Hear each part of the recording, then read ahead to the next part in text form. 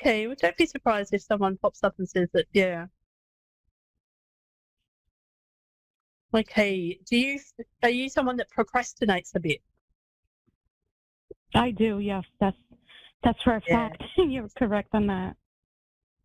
Yeah, they're saying that you will break free of that. Oh, good. But do you see the time frame that I'm going to be working in my career field? Yeah, sure, let's have a look for you. Thank you. But there's definitely something good coming through for career. Let's see if we can get a...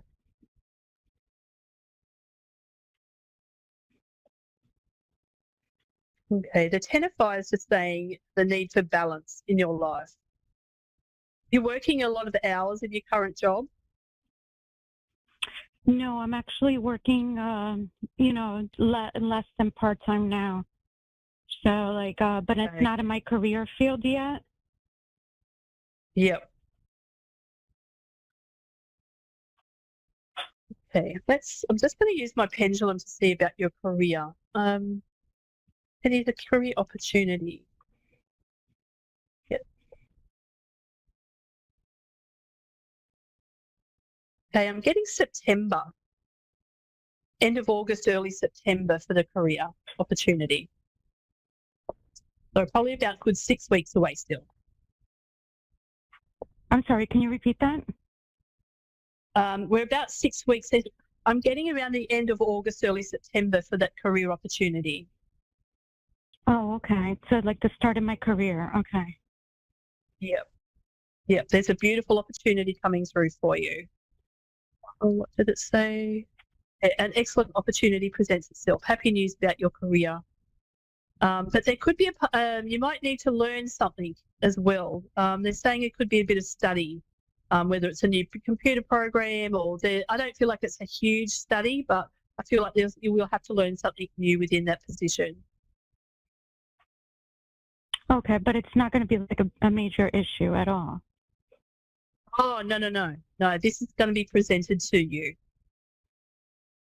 Yeah, It's because almost the job that I have now, it's just like they cut down the hours.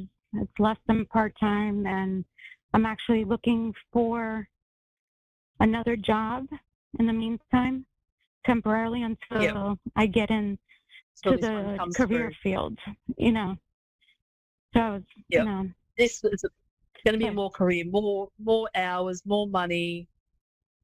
Because the Queen of Fires popped out for you. The Queen of Fires saying that you're brilliant, you're talented, you're independent. There's nothing that you can't do. You need to believe in yourself. And never underestimate your ability to make your dreams come true.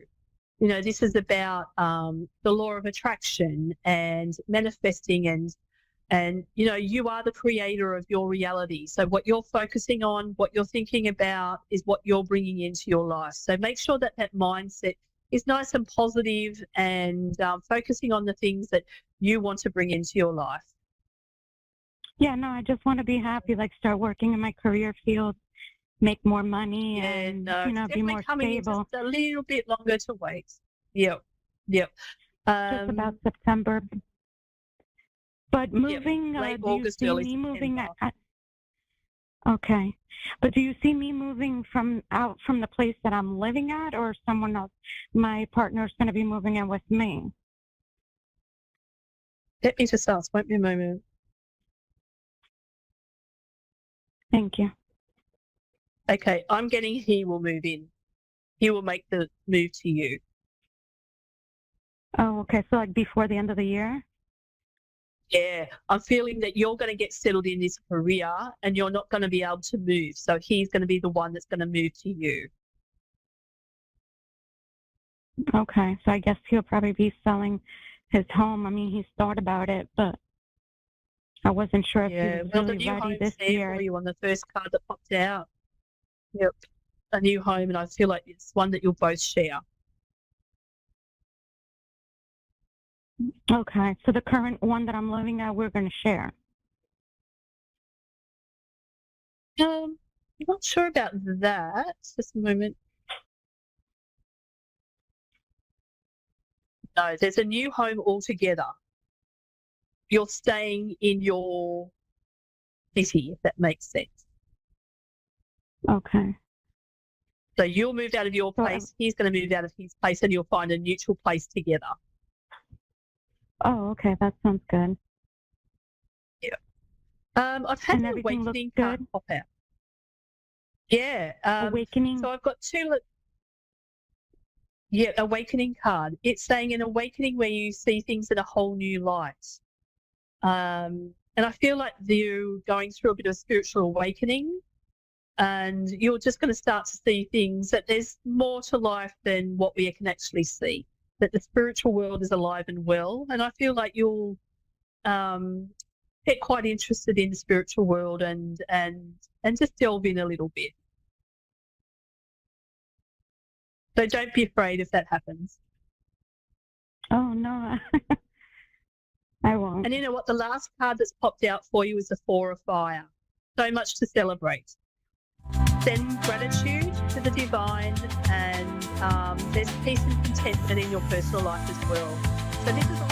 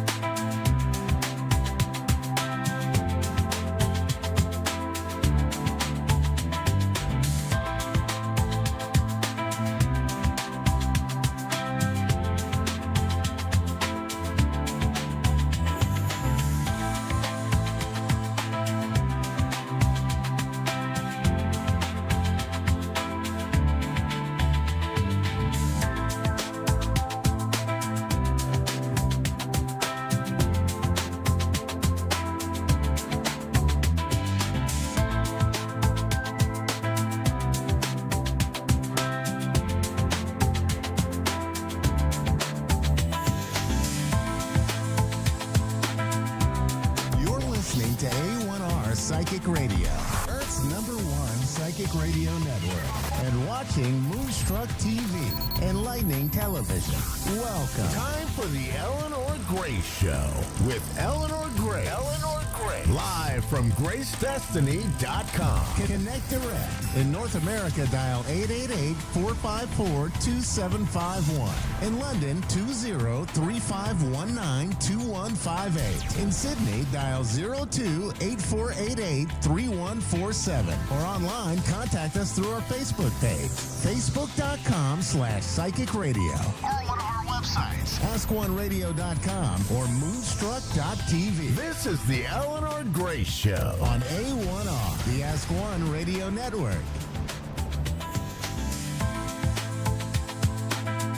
Hello, hi there everybody, how are we? Enjoying the sunshine, I hope, and enjoying the soccer. I know it's called soccer where you guys are.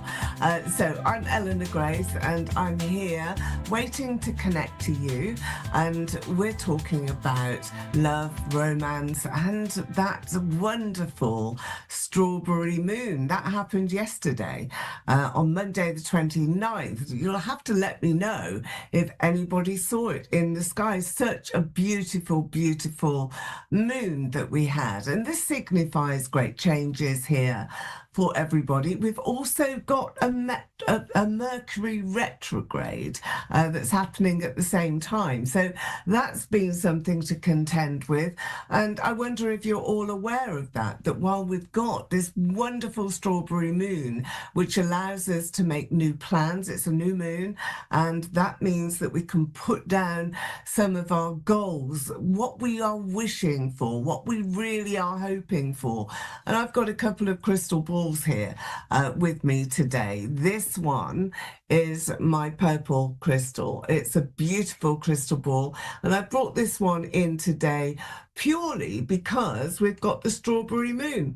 We can make some wishes on this, which we can do at the end of the show, and that's for everybody. So if you come in and write your comments down or want to share your ideas and thoughts with me, then pop them on the comments or connect to me via Facebook or TikTok or Instagram. One of those, you can always get hold of me. I'm Eleanor Grace. Now, when you want to make it really making a cosmic order, which is that affirmation that you're sending out to the universe. This is how we do it. We use a crystal, the biggest one that you can find. We clear our clutter, get rid of all of that emotional stuff that we're hanging on to, and we decide upon a plan and what we want to see happen. Maybe in the next few months, we can't wish for anybody else. It's got to be for you. You can't wish for somebody to come back in your life or for somebody else to succeed, but what you can do is wish for yourself. So we're going to be taking you through a program really of cosmic orders throughout my series of shows, which are always on a Tuesday. And we're usually first up, or one of the first ones that you're seeing on Moonstruck TV or A1R Psychic Radio. So we will be making wishes for you. Now, we do have the purple crystal. We also have our quartz crystal here as well, which is very powerful, and this will enable you to really focus onto some of your dreams yourself. Now, today, I've also brought in my crystal. So the crystal ball is really important as well. I've got my first caller, Diane in Chilworth, England. Hello, how are you, Diane? All right, thank you. Yes, it's Diane. Whereabouts are you in Chilworth? Whereabouts in England is that? That's off of a town called Guildford. Oh, right. And So just you're right down out in the sticks. Yeah, how are you? So in the Surrey Hills there, are you enjoying it there? It seems as though Oh, I it's a love really it here. Yeah. nice space that you've got. The spirit around you, Diane, are you aware of that? There's a man here who wants to say hello. I've got the initial of B around his name. It could be a Bryn or Brian, and maybe he's Welsh. Do you have a Welsh connection in your family? No. Well, there's a Welsh man here, so maybe he's not for you, but it's a very prominent spirit. So I feel that maybe ask around, perhaps as a neighbour, somebody near you, but you are going to be getting a message here today. I don't know why he's come in to speak to you particularly, Diane, but he is here in my spirit room, and I have him just saying to you, you have to sort of calm down a bit or recognize that you're on a bit of a journey at the moment, and that other people, you can't really help them that much. You've got to really be taking good care of yourself and not extending your energy out to everybody else that seems to be making some demands on you. Does that make sense to you? Is that how you're feeling at the moment here, Diane? Yes, I must tell you, I lost my husband in December. So this man just seems to be saying to you, don't worry about it. So I feel that he's connected here to your husband because he knows that you've suffered this big issue, this big problem. And I just feel that there's so much comfort coming around you, and you've got to really be taking care of yourself and not really thinking or worrying about anybody else. I'm just going to take you a couple of cards. So is there somebody in spirit with the initial B at all? Not with B, no, D there is, but not with a B. Is that a man with the initial D, though? Because it may just be that I'm not seeing it properly. Yeah, Okay. it's a man. All right, okay. So I feel that he's here. Maybe I just haven't seen that very well in the crystal. A little bit confused, but I do want to also give you Wales. Maybe that's somewhere that you're going to very soon. Look, this is what you have drawn here, Diane. So this is the card of strength, fortitude, a bit of patience. So that's what you need to have, patience and a different approach, I think, in your life now. And you taking the decisions as well to be very focused and to want to get moving. I know that you're not very well yourself because I can feel that low energy. I can also feel you really having to take care. And I'm just now looking here at my crystal comet, and I'm looking at taking a couple of cards here for you with this. So what do we have here? The Queen of Wands. So you want to be very creative now, I feel, and that this is something that you haven't really been able to do. So you're thinking on your feet. So you've got some help coming, Diane. And this, I feel, is from the community, not just your family, but from near neighbours, people that want to just lift you up a bit more than you have been feeling right now. And that's difficult. It's a difficult situation because you do have quite a lot to contend with. Do you have a son as well? Is there a family member, a younger man? Is he helping you to sort of get past everything and clear out the home? He has been, yeah, but he doesn't live locally. No, he's having to travel, isn't he, to you? And that's made it difficult. But he is still there. He's thinking about you a lot. He's worrying about you a lot. And he is in contact with you a great deal as well.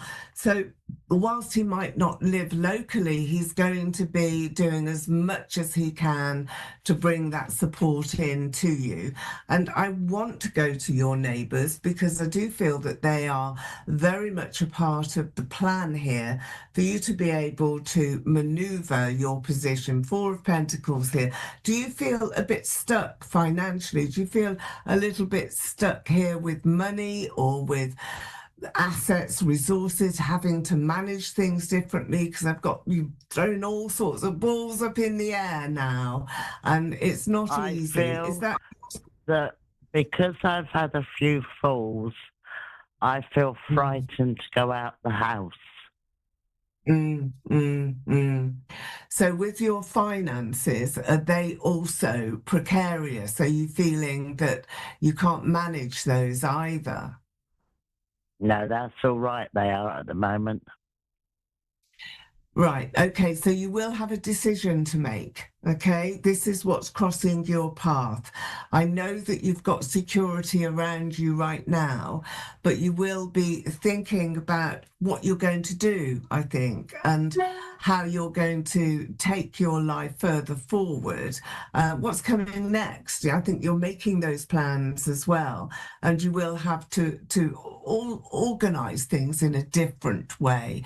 And I feel that that is really where you're going now. So think about making new plans. Think about how you can incorporate the family around you and your near neighbors, and also really be grateful for your son. Now, the falls that you have had here, Diane, they are not going to be disastrous. I know that you're unsteady and that I think has been an issue, but it's not a disaster. So just keep that on your mind. I think you've got a fine fettle and you will continue.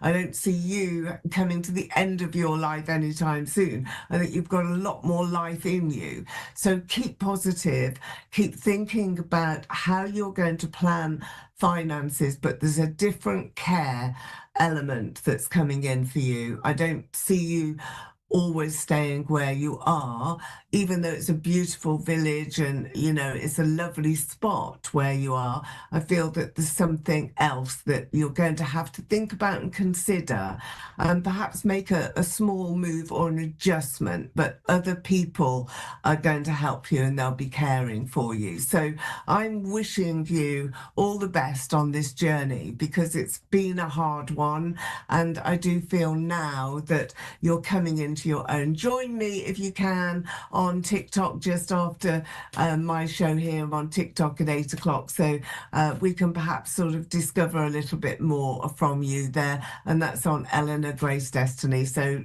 jump on over onto the live stream there in a little while. So lovely to meet you, and thank you for joining us on the show. Now, my next caller is Jade in Phoenix. Hello there, Jade. How are you there today? Are you feeling good and positive? Because I feel that you've overcome some obstacles recently as well. Is that true, Jade? Are we there?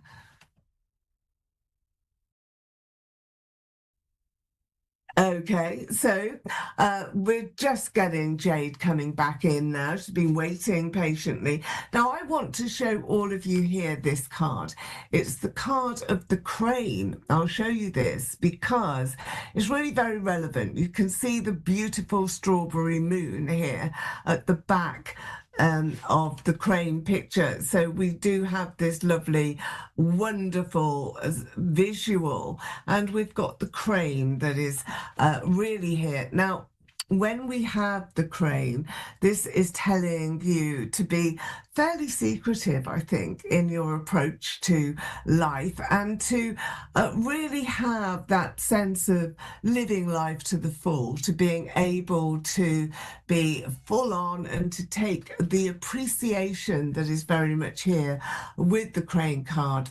They long to appear in the lives of people as well, who are well advised to keep that degree of perspective and secrecy. So the strawberry moon, this is perhaps allowing you to make a plan now. And the plan is very much about taking the opportunity to really make that wish and send out an affirmation of your hopes and dreams, of everything that you are wanting to come back into your life. This is the time to bring it in. So the strawberry moon really looks very, very much like my purple violet crystal ball here. And within the crystal, when we're looking at spirit messages that come through, or just connections in your life, what we want to see in the crystal is that little bubble there. We want to be able to place a person or an image or maybe a sentence as well into the center of the crystal. And we want that to be really galloping forward and making sure that we're connecting to the next most important phase in your life.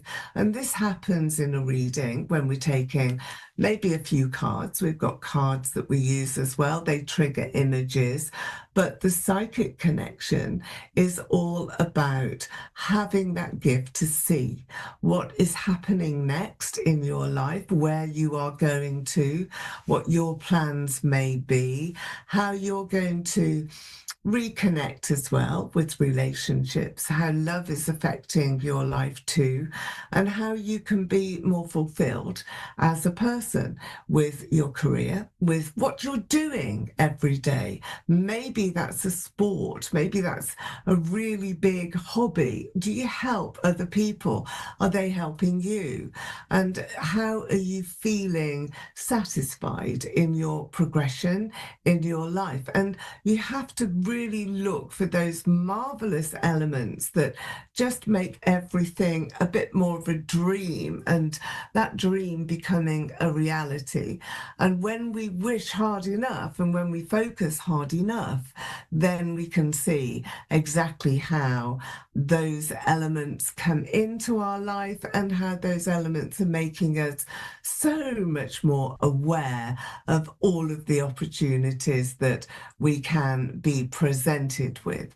So the crystal ball on many levels gives us that extra connection, and sometimes it will bring in spirit as well, particularly when we have a candle and we're holding that candle flame very near to spirit and to our spiritual venture that we are taking.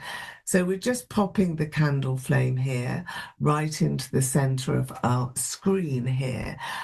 So we've got our next caller. Hello, Michelle. You're from Florida. Hello there to you. Welcome, welcome to my show. I'm Eleanor Thank Grace. you. How are you doing today? Are you okay? I'm doing okay. Yeah, I'm doing okay.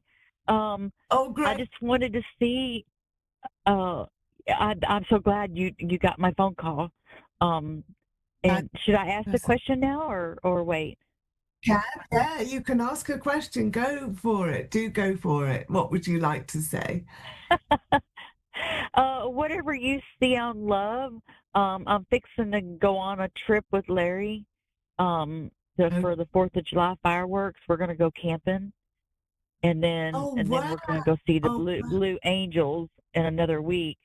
So I just wonder how you see everything going with that. All right. Well, I'm going to just pop down my crystal ball here. We will have a look at this, actually. The crystal is an important dimension, I feel, here with you.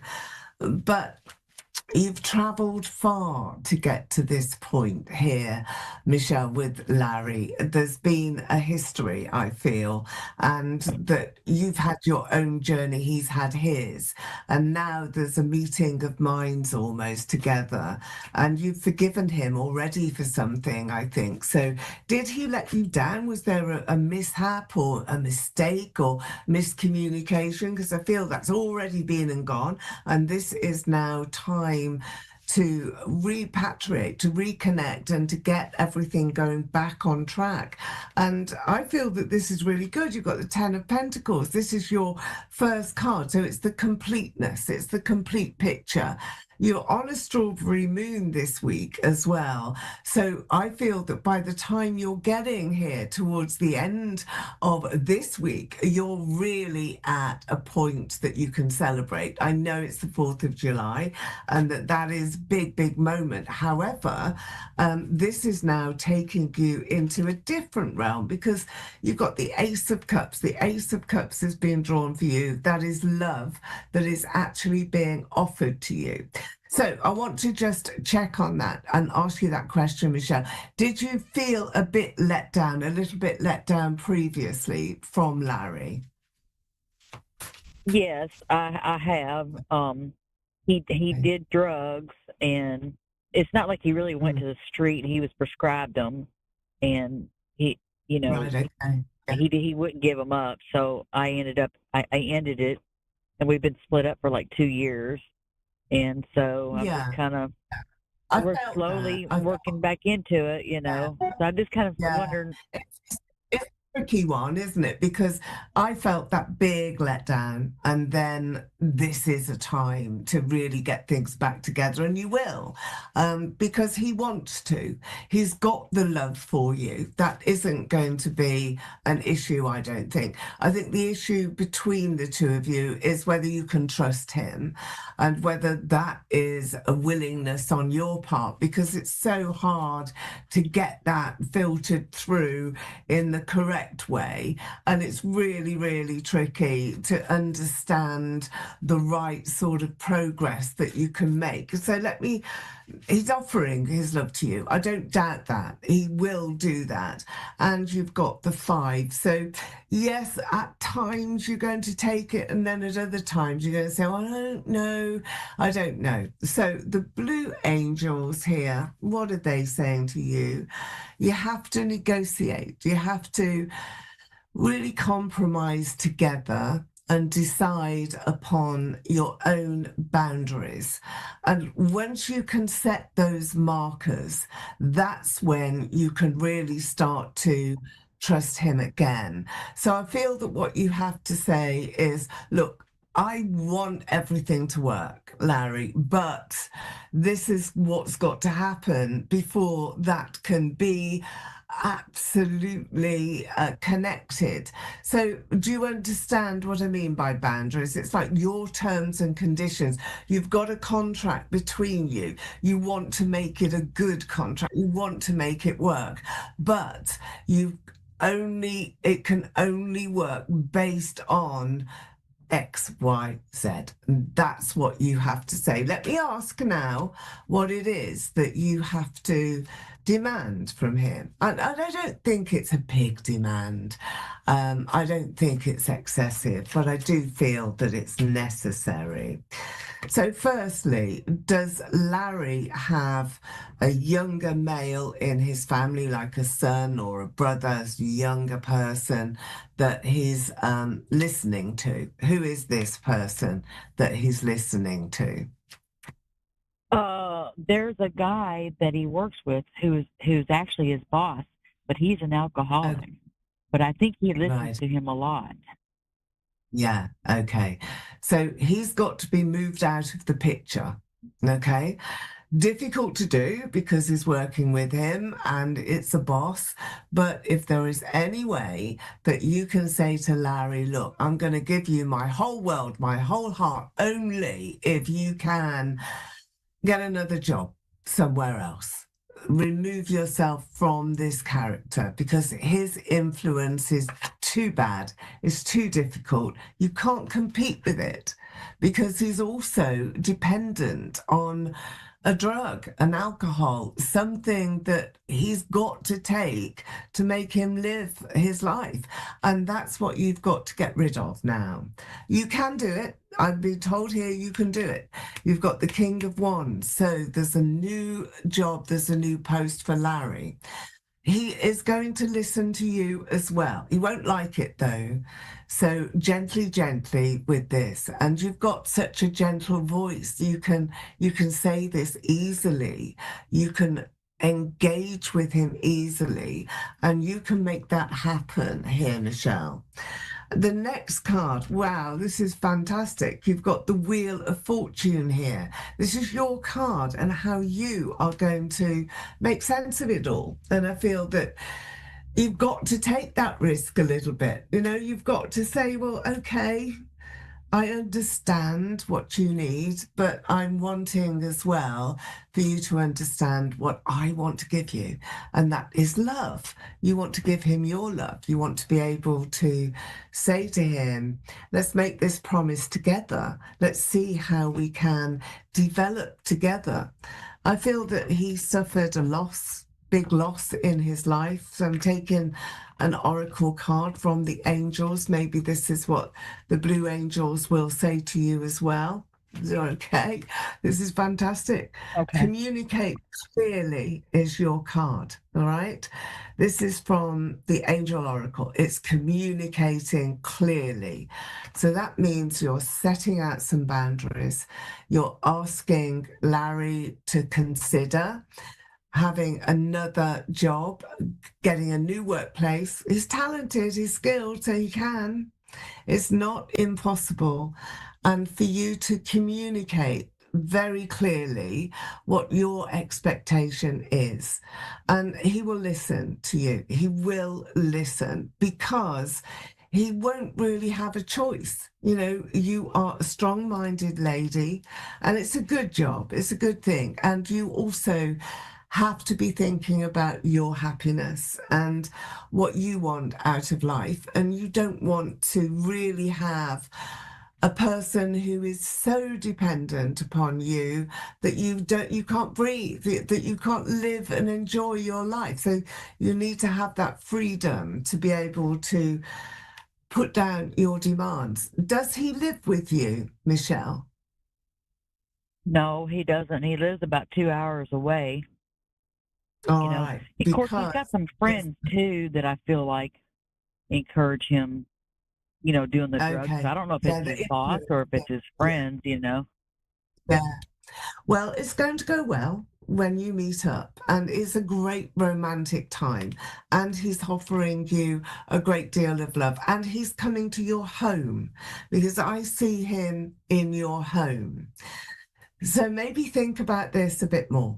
and maybe think about what you actually want from Larry yourself in the longer term. Would you want him to come and live with you? That's a question that you need to ask.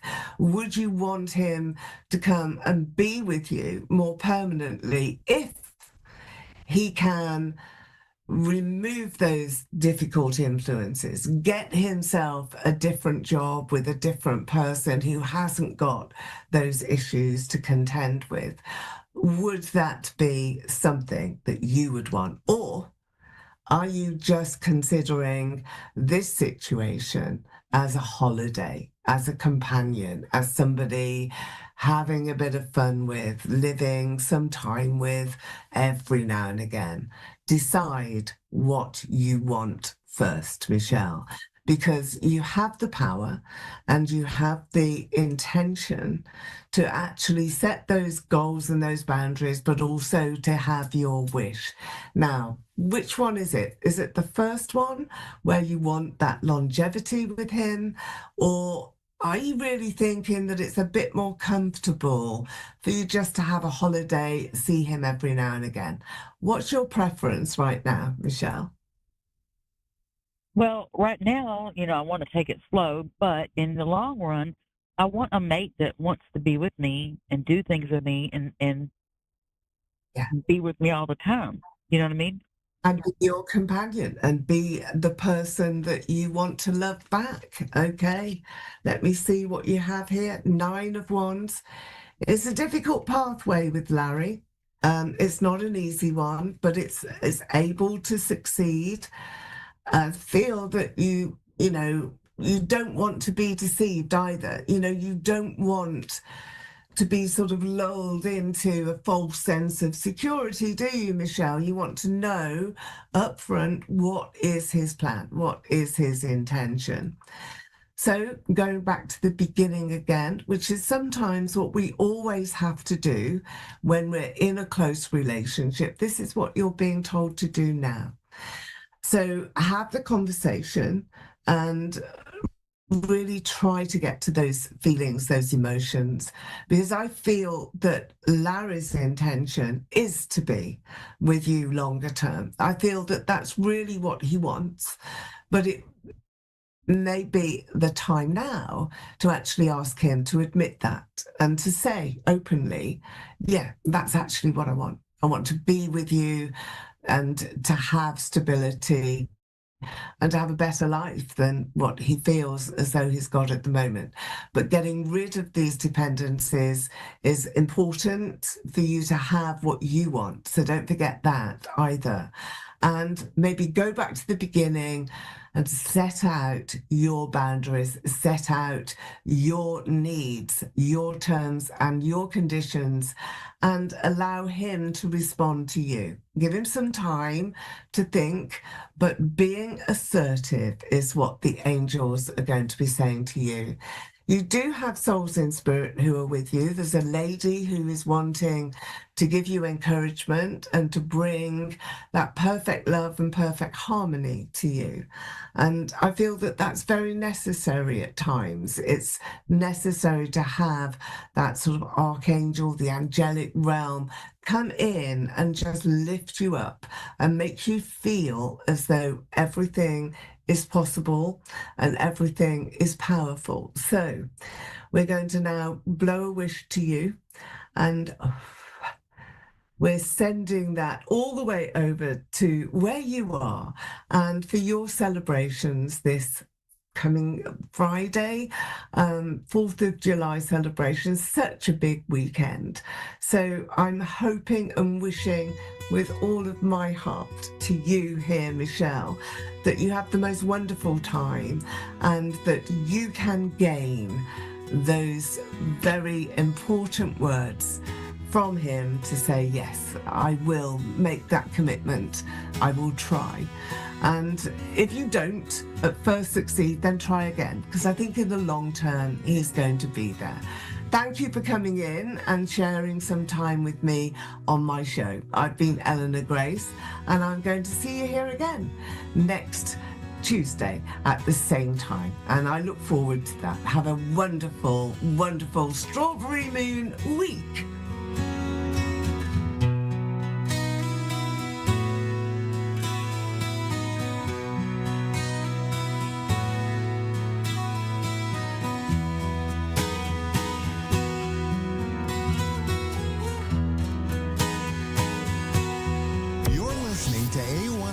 Psychic Radio, Earth's #1 psychic radio network, and watching Moonstruck TV, enlightening television.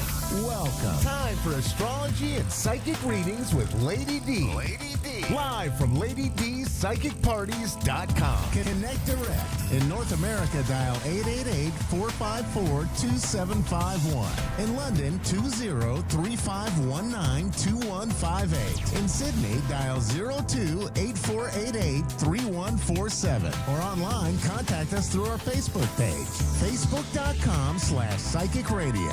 Or one of our websites, askoneradio.com or moonstruck.tv. This is Astrology and Psychic Reading on A1R, the Ask One Radio Network. Hi everybody, welcome to Astrology and Psychic Readings with Lady D. I'm Lady D, your host. I hope you all have an amazing week. So we have a really big week this week with the astrology, especially when we get to the 30th of June. That coming, but you're going to have to adjust to it. Capricorns is about, it's not about, and it could be a sense that you want to be getting healed for like healing of it, but it's bringing up this, like you don't want to get emotional, you don't want to get all like, sensitive and shy. You want to just deal with the situation. You want to move on.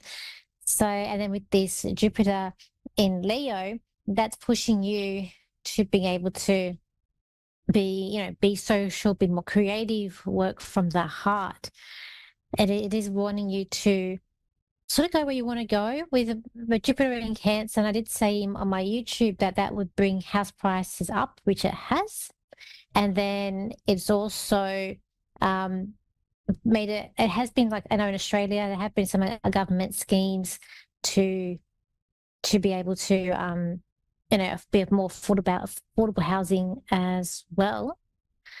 And now we're coming into a new sign of being creative and being pushing where we don't want to go. So it's going to be an interesting day on the 30th. Let's go to the caller. So we have Kelly, who's in Cape Coral in Florida. So hi, Kelly, how are you? Hi, I'm doing good. Thanks for asking. Okay, how can I help you today? I wanted to know if you got any messages. My dad's anniversary passed away recently, and I've just been thinking about him, missing him, and with Father's Day last week. Okay. It's your birthday coming up. You want to celebrate your birthday or a birthday. You're not saying her birthday, so I feel like maybe it's your birthday. Not my birthday, but my niece's birthday is coming up. And he actually passed away on my stepmom's birthday. Oh, okay, because you're saying her birthday. He had a birthday hat on and he's coming up with a birthday cake. Because he doesn't want to miss it. He doesn't want to miss it for the world. Too. I'm also picking up Gemini energy with him, so I don't know if it's him or you, but I feel like Gemini energy is around him, and that's my stepmom. She's a Gemini. Okay, because I could feel that around me last night. I was asking, give me birthdays, and so he has done that. He's just reminded me, and he's just telling me that you can depend on him, and he's very reliable, and I feel like with him that he had all plans to, like, he didn't have plans to go to pass over. I feel like that he had plans, or that he was going to be here. It might have been for the birthday of your stepmom, but it's like he's showing me that. But yeah, I do see him in hospital in bed. So was he not well? Yeah, he had a disease that he couldn't walk. So he couldn't use his legs before he passed away. And I know he felt like a burden to the family. He told me that. And we're just missing him, I know, and I get that. I just feel like I could see him in the hospital bed, but it's like he's got plans. So it's like he wasn't planning to go just yet, or to leave. I feel like he wanted to be there for the birthday, and he wanted to be there because he's like the dependable one. It's like you lean on him, not he leans on you. And he's telling me he has a lot of courage, but he also wants to make you happy. Like he's like, he like putting faces to make you smile and make you happy because he wants you to be happy, not to be sad on today. And just remember the good things that he's done or that you guys have done together. He really adores his partner, like he's the stepmom. He's given me a love heart, so he really does send his love to her, and he's happy at how she's also dealt with things too, how she's included people, like she's included you. Like he's telling me that she's included you, and he's really happy in the way that she's handled everything. It's like the truth to her word, truth to the words. I feel like there's discussions about what was going to happen when he went, and I feel like that he wanted certain things done, and I feel like that she's done that too, and he's around you a lot. He's around in your house too, and he's showing me. He showed me this. Do you have a picture like a mantelpiece? Do you have like a photo and a photo frame with you and him? I have one of him and my son. Okay. As like a happy picture. He's showing me a picture on it. It's like a man. He's saying mantelpiece. And I just see it in the frame. And it's like it's him. It's him, and I thought it was like him and you, but it's him and someone. But it's a happy picture. It's like just saying thank you to having the picture up there. But he's around you a lot too. I feel Was the he sun there is for my son last week? He's talking. He was talking about your son needing to trust people. So it's like he needs to trust people. Yeah. What he got? Did he get injured? Did he get hurt? Like, was it with the knee? Who? I've just got a feeling in my knee, and I just see like someone on the ground, but I feel like there's something with the knee. So that was your son. No, my son graduated. Oh, okay. This might come out at a later time. I keep on telling him that he needs to trust people. So this may be a thing that comes, like a future thing that comes up. But there's something about the knee and needing to trust people. So just keep that in mind. The graduation, yeah, he was there. He's very proud of him. That boy's done a lot, and he's done very well in the grades as well. Like he's worked very hard, even though like there's been like setbacks. And he said that he's happy with what he's achieved, and he's very proud of him too. He's proud of all of you as well. I don't know if your son rides a bike or not, but I just feel he needs to be careful because he keeps on bringing me back to the knee. But he's changed. He's changed a lot. Does your son have darker hair? Is it curly, or does it have a curl to it? It used to be curly, but it's buzz cut now. Oh, okay. So he's showing me the darker hair, and it had a curl to it. Yeah, he's so proud of him. And he's just thanking you for how you've raised him as well. You've done a good job, and how you've raised him too. Okay. So also your son's got to find work. He's talking about your son finding work. It's like now he's got to find work. Like I do feel like that there is like school there, like still like university or higher education there, but it's like that's gonna wait, and we've got to find a job or looking at work. He's talking about work with him, and he wants him to find something soon. So you got a dog. He's acknowledging a dog as well. A dog's a bit buffy, is it like a big dog? That's like a happy dog. Well, it's funny because me and my daughter were playing with some dogs earlier today. Ah, okay. Because it's our like neighbor was walking their dogs, and we stopped and like spent time with the dogs this evening. Because it's like he's playing with dogs, and he's saying that they're a bit buffy, so they feel like they're bigger dogs, and like you can sort of play with these dogs, and not. I don't feel like they're delicate dogs. They're dogs that you can not rough around with, but yeah, just play with them. And he's shown me the dogs that are playing with dogs too, and he likes your house as well. He likes what you've done with the house, and he likes the house, your house too. Okay. Yeah. He wants to see big celebration. Like he just wants like a really big celebration for him too. But no, he's happy that Okay. you called. He sends his love to you. All right. But thank you for calling in today. Thank you so much. It's okay. Thank you. So everybody, we're gearing up for this big day. So 30th for me, 29th if you're in America. See what happens. It is going to be an interesting big day. And yeah, we'll have to see what happens. But if you want to connect with me, you can. My birthday, my website is Lady D Psychic Parties. My Facebook page is also Lady D Psychic Parties. My Instagram is Lady D Psychic. My TikTok is Lady D Psychic. The same as my YouTube, Lady D Psychic too. So all my predictions about the world and what's going on around the world are all there on my YouTube. If you want to see where I am, just go to my social media to see where I am around where I do my readings from. Until next time, I will see you next week. So bye for now.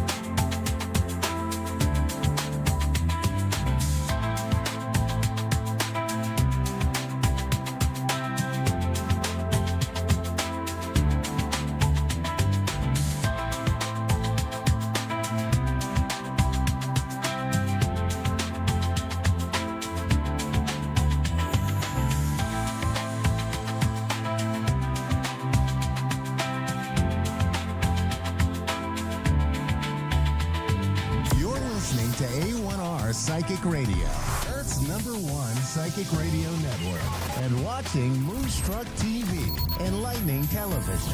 Welcome. Time for Soul Song Healing with Lizzie. Live from soul-songhealing.com. Connect direct. In North America, dial 888-454-2751. In London, 20-3519-2158. In Sydney, dial 02-8488-3147. Or online, contact us through our Facebook page, facebook.com/psychic radio. Or one of our websites, askoneradio.com or moonstruck.tv. This is Soul Song Healing on A1R, the Ask One Radio Network. Hey, this is Lizzie from Soul-Song Healing, and I'm here today to talk a little bit about self-worth and what it's like living in a society that has eradicated a lot of people's happiness. It's simply insane, the way that we're living. And so it's dedicated to anyone who's struggling right now with self-worth, with finding that spark. This is a tough period to be alive, and I'm dedicated to help people heal. So if you're someone who might be feeling the heaviness of the energy shifts of the state of the world, has struggled with this current paradigm and the system, and how do I find freedom both within myself and in my life, in my work, this show is for you. So I think the questions today, I'm hoping, will be related to these issues. That's just kind of the theme that I wanted to address. And I think a lot of us are feeling like a little bit tired and, doing our best. But it's really important to figure out how to shift your internal state, shift what you're manifesting, find this state of freedom. So I think I have a caller will hopefully ask me what this means for them, because it means something different for each of us. For me, it has a lot to do with freedom to spend time the way I wish, freedom to pursue a purpose that gives me passion. So maybe examine what it means for you and start creating that life, hopefully within the confines of a system that lets a lot of us down.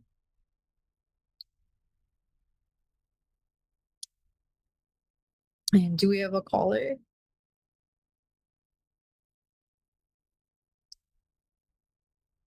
Doesn't look like it. Okay. I'll just go on and talk a little bit about my experience with working with people. I think sometimes that because of the system, we grow up with heavy conditioning around what it means to be worthy.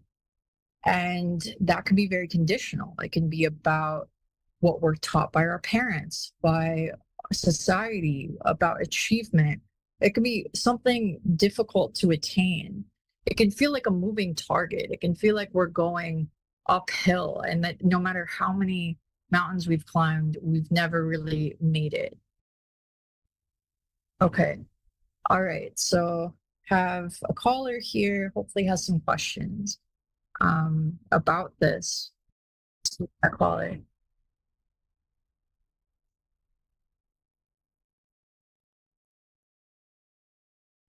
Hello.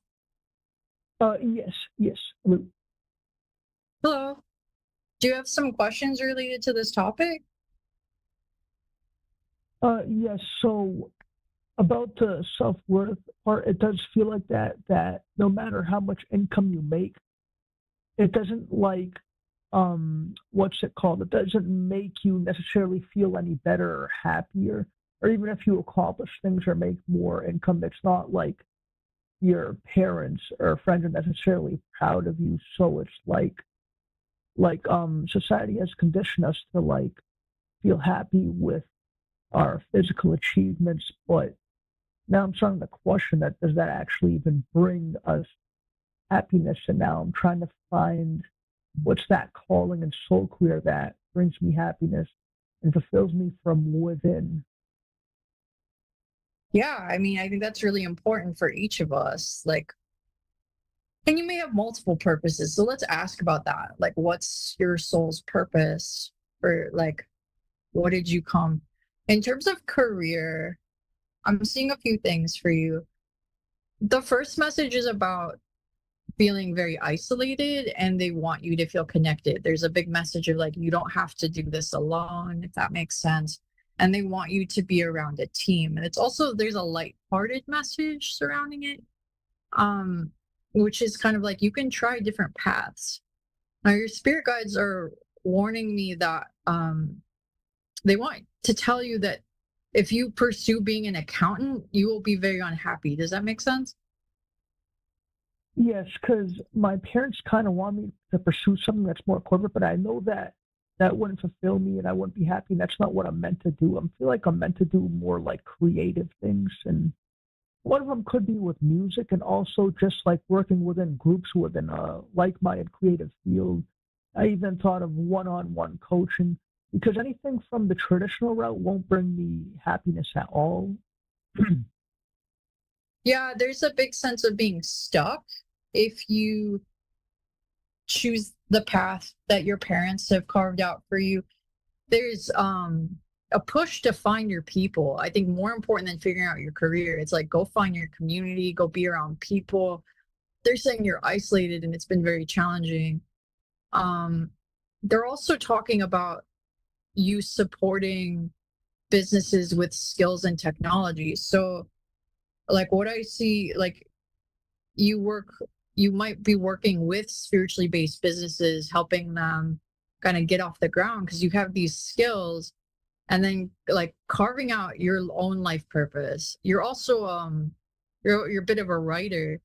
I see you writing a book about starseeds and life on other planets. And your guides say that this is part of what you wanted to do in this lifetime. Does that sound like something you want to work on?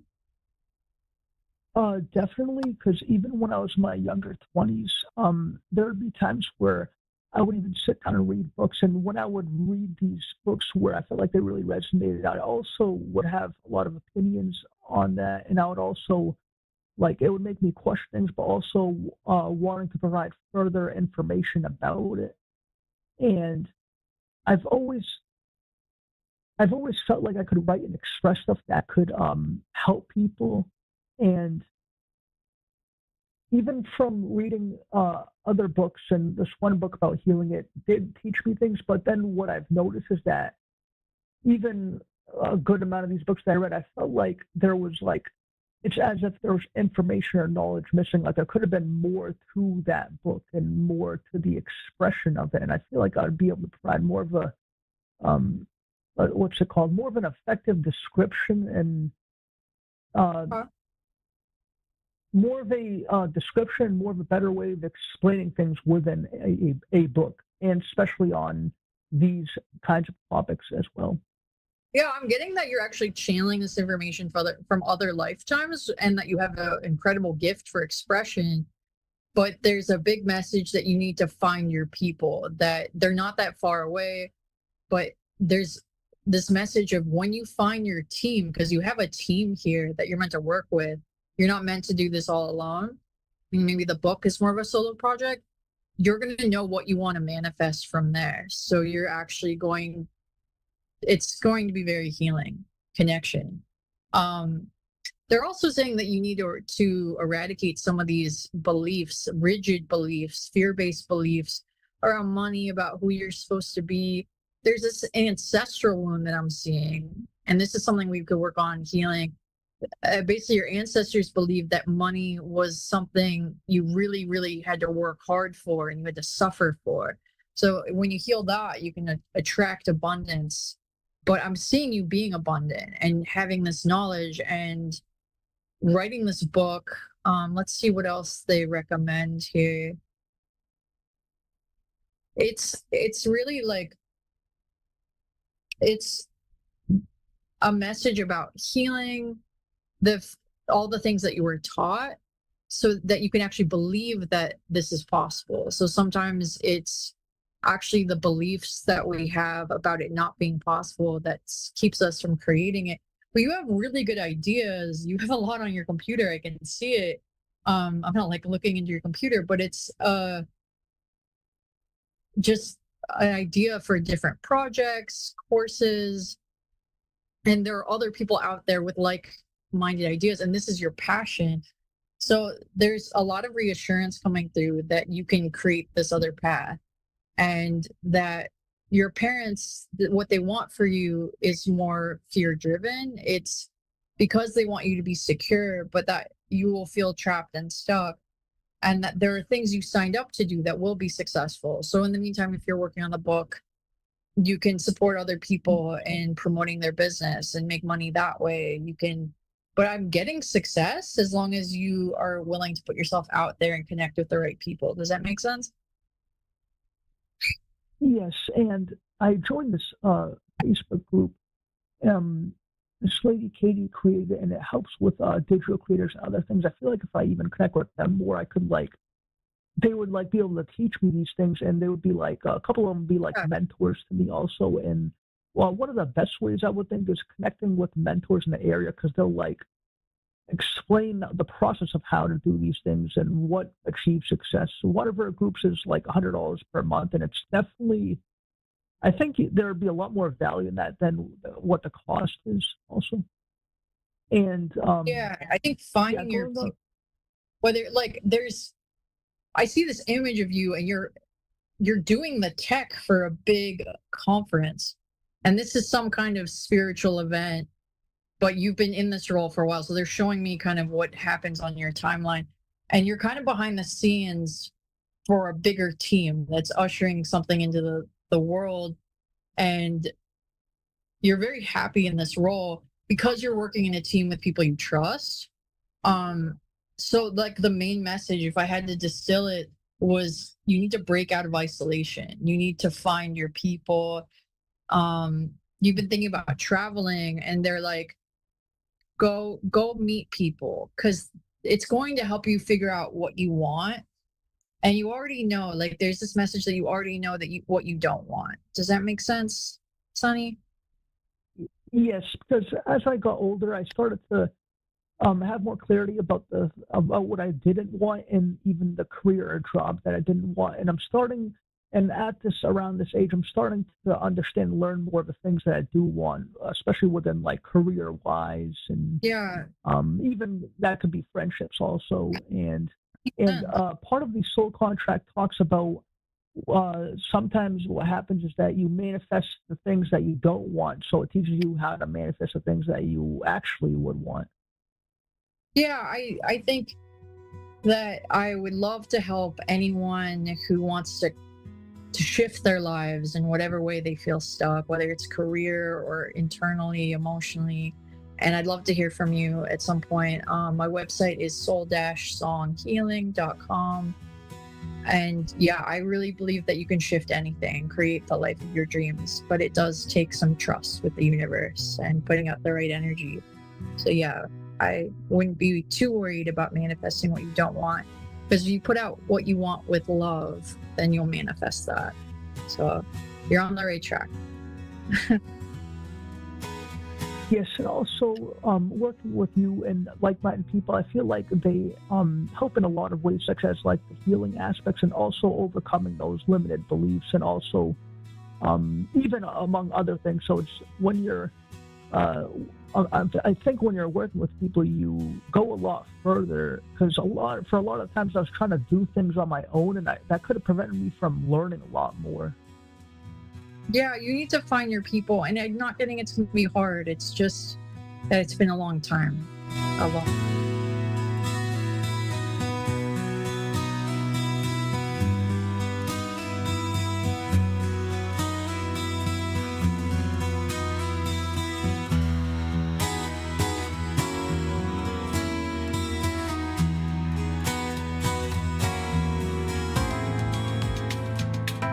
You're listening to A1R Psychic Radio, Earth's Earth's #1 psychic radio network, and watching Moonstruck TV, enlightening television. Welcome. And now, Reverend Elliot's Magical Window with Reverend Elliot. Live from magic-works.com. Connect direct. In North America, dial 888-454-2751. In London, 20-3519-2158. In Sydney, dial 02-8488-3147. Or online, contact us through our Facebook page, facebook.com/psychic radio. Or one of our websites, askoneradio.com or moonstruck.tv. This is Reverend Elliot's Magical Window on A1R, the Ask One Radio Network.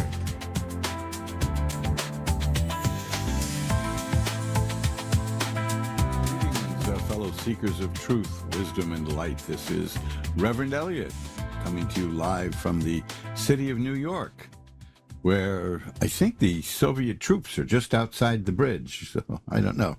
Let's see if we can keep going before they get here.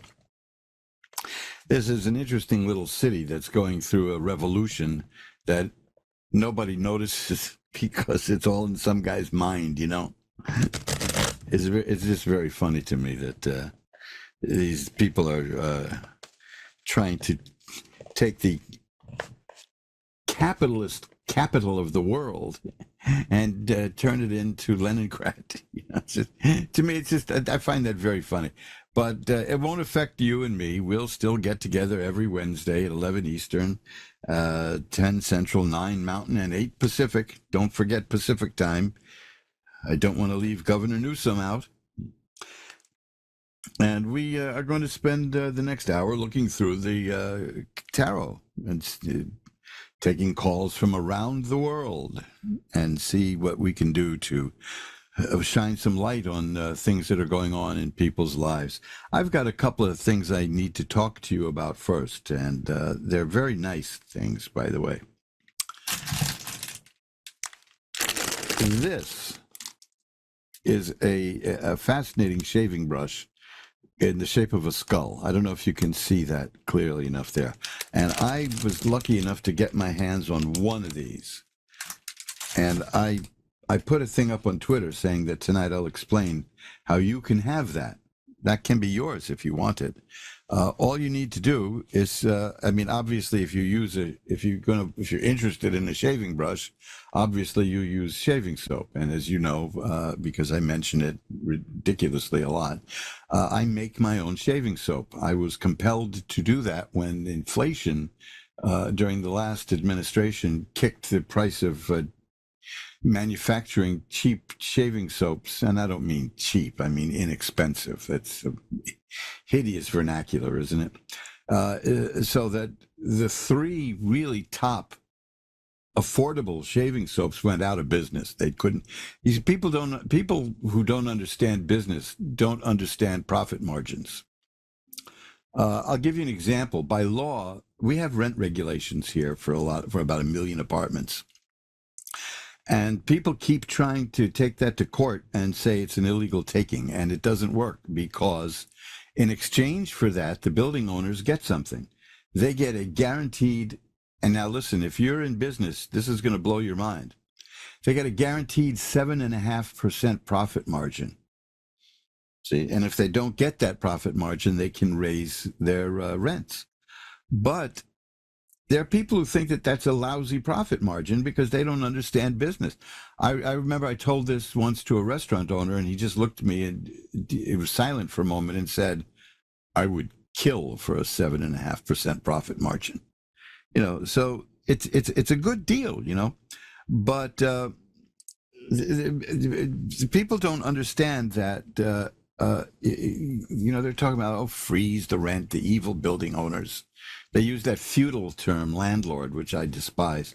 But it's this is what's going on here in New York. We go through this upheaval every few years because ignorance prevails.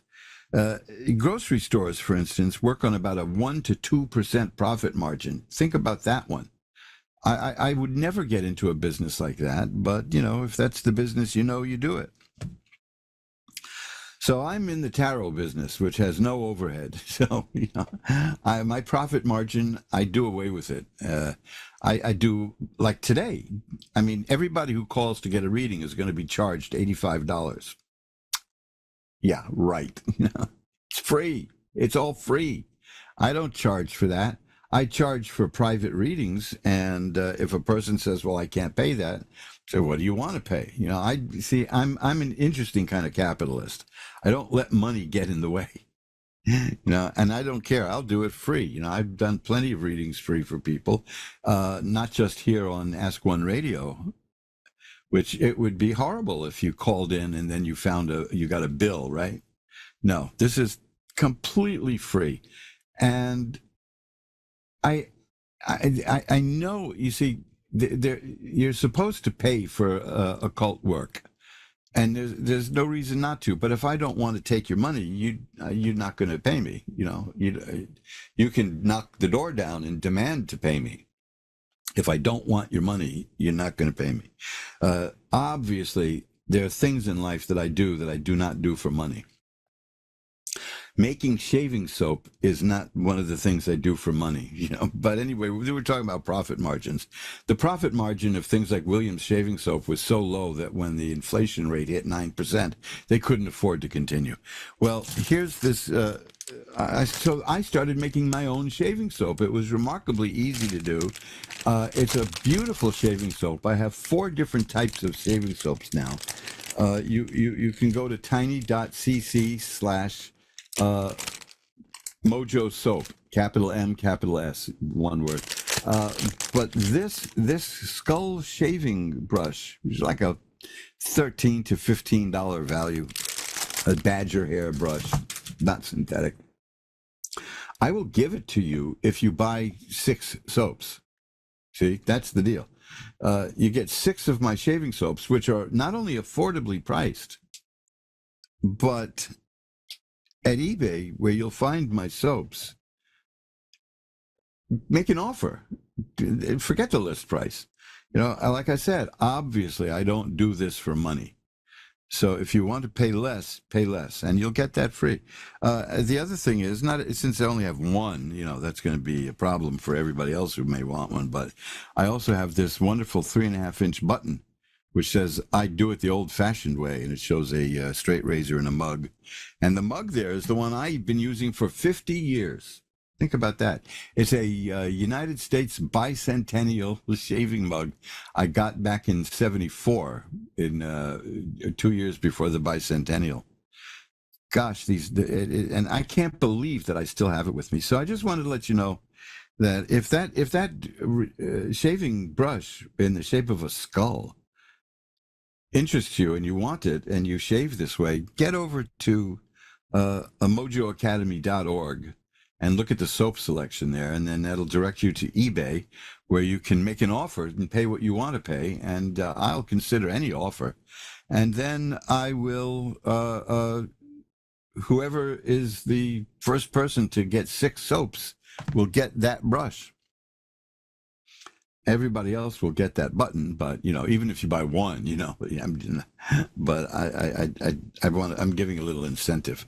Anyway, that's the thing I said I would tell people about today, and I put a little notice on Twitter about that, and it got a little attention, and by little I mean very little attention. I did a thing about a kid who got shot after the prom, and that got hundreds and hundreds of hits, which for me is a tidal wave on Twitter, because people don't pay attention to me on Twitter, but that they got. I put a picture of my late wife in court defending David Crosby, and that just hit 2,000 views.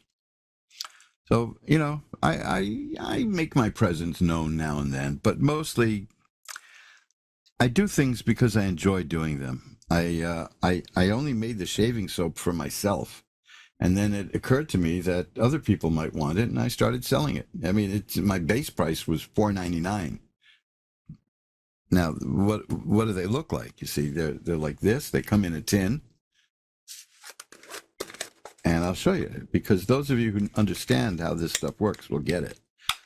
This is the soap. Look at that. Isn't that beautiful? That'll last you a long time. And at $4.99, you're never going to find anything like that. And I'm telling you, you'll pay less if you want. I'll take less, because like I said, only 5% of men shave with this stuff. So I'm certainly not doing this to fatten my bankroll. Fortunately, I am in pretty good shape financially, so I don't have to soak people for everything that comes down the road. There are some people who charge for every damn thing that happens, but no, not me.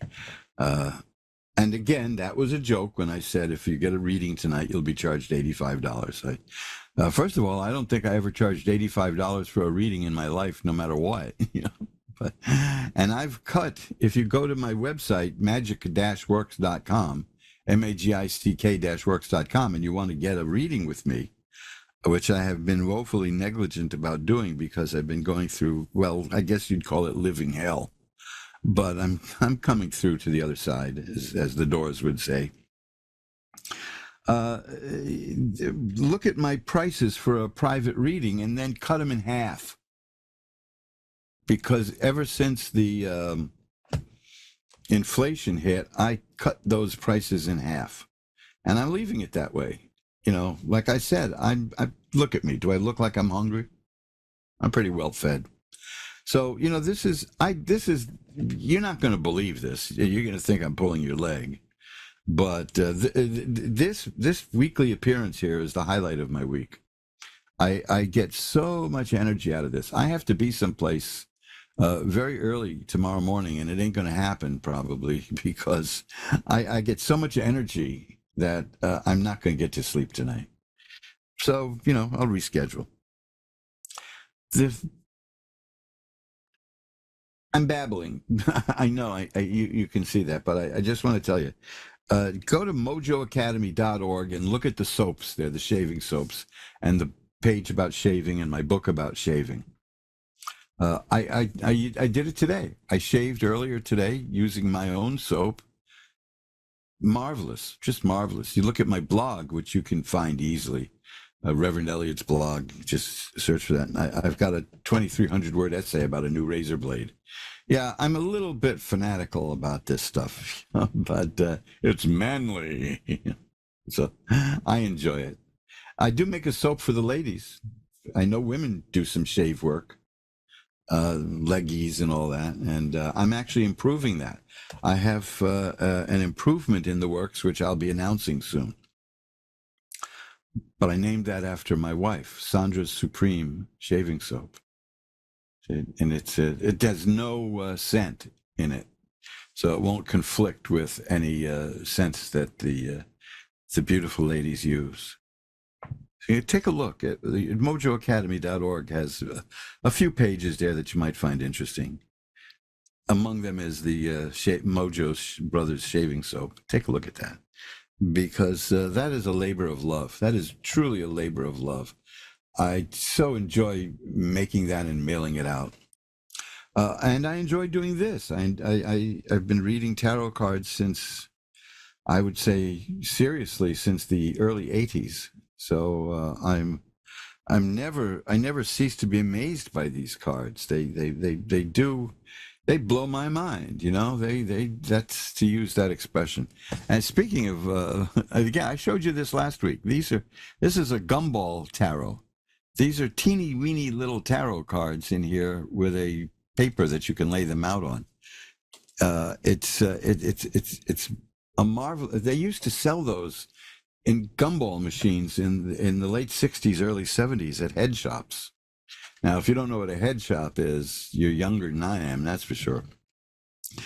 And they were on very flimsy paper. This is why it's very rare to find an original set of the vending machine tarot. But I came across one in the most unexpected place. I don't want to talk about that, but I did. And I scanned them, and I restored them, and I put them on cardstock. So these are not going to crumble like they did in the 60s. And I put them in capsules here. You can see that too.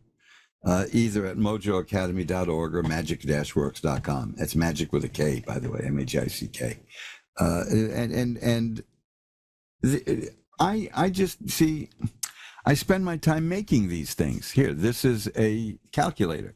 Look at that beauty. That is 3 dials that rotate. It's not the dial of destiny that bombed at the box office, didn't it? Maybe it didn't, I don't know. But it is something that if you know how to use it and you do magic rituals to enhance your life, that will tell you the right time and day to do the ritual. And I make those. It's just everything I do, I learned in kindergarten arts and crafts. It's called neoteny, folks. That's a word you should look up. Neoteny. Because that's probably the biggest problem in the world today, but it's my strength. It's hey, look, what can I tell you? You know, we're all in this together, right, folks? So why don't we get to the readings now before I babble and my head falls off? Let's ring that magic gong first of all. And as I tried to say last week, but my teeth wiggled, I guess. The significance of that is we're gong do the show now. Let's ring a bell 3 times to declare sacred space. And now we'll draw back the curtain on the magical window and get to our first reading. And that is Robert in Phoenix, Arizona. Hello, Robert. You're on with Reverend Elliot. Hello. How are you? Well, I'm hanging in there. How are you doing? Yeah, me too. Just hanging in there. Yeah, I'm having all kinds of trouble with bureaucracies. I wasn't when my wife passed away, and that's hard enough, but the bureaucracies are insane. They're just crazy. Right. And I can't convince them that I am who I am. So I've got to take care of that again and again and again. Right. So, but I'm determined to succeed. How are you doing? What's up in your life that you want to look at? Oh, boy. Well, speaking of wives passing away, my wife recently passed away. Oh, gosh. And I'm sort of looking for clarification. Yeah. What am I supposed to do now and things like that. You know, I've got a friend just 2 doors away on where I live who went through this a number of years ago, and I haven't yet had a chance to talk to him. But I don't know. I guess it's different for everybody. I mean, I knew one. Yeah. I don't want. This is just this. I knew one guy who had a couple of children in their teens, and his wife passed away, and he killed himself. You know, and left them orphans. You know, now I can't imagine doing that. Can you? Yeah. No, absolutely not. No, you know, this is horrible. But you know, we it's so difficult to deal with. It is. Yeah. Would you like to have a specific question looked at, or do you want me to just see what the cards show? Yeah. Show what the cards have to say. I'll shuffle them up. And we'll think about your question, which is kind of an open-ended question, really. You just want to look at the situation, right? Right. Yeah. That's fine. See what's coming. Okay, now let me cut the deck. And the 3 of Cups is an interesting card to get here because that is about getting what you need through your friends. Right. Yeah. And that friends can be supportive. So if you can, you know, if you can tap into that, it'll be very good. The 7 of Cups here is about a confused mind. I don't mean an addled mind. I mean a mind that's filled with various things. I happen to like the state of that card because it means a person has too many thoughts and ideas. But I'd rather have too many ideas than no ideas at all. So that's just me. Yeah. But that's what I see there. The Queen of Coins is here. That relates to money and handling money well. Not the high priestess, the empress is here. That's a woman who is creative and can get things done. Somebody may come through to help you here. Your ultimate thing here underneath it all is the Ten of Cups, which is there's a rainbow and a family and happiness. This represents a happy home and joy, which if you're like me, is the furthest thing from your mind right now. But this will come out okay according to these cards.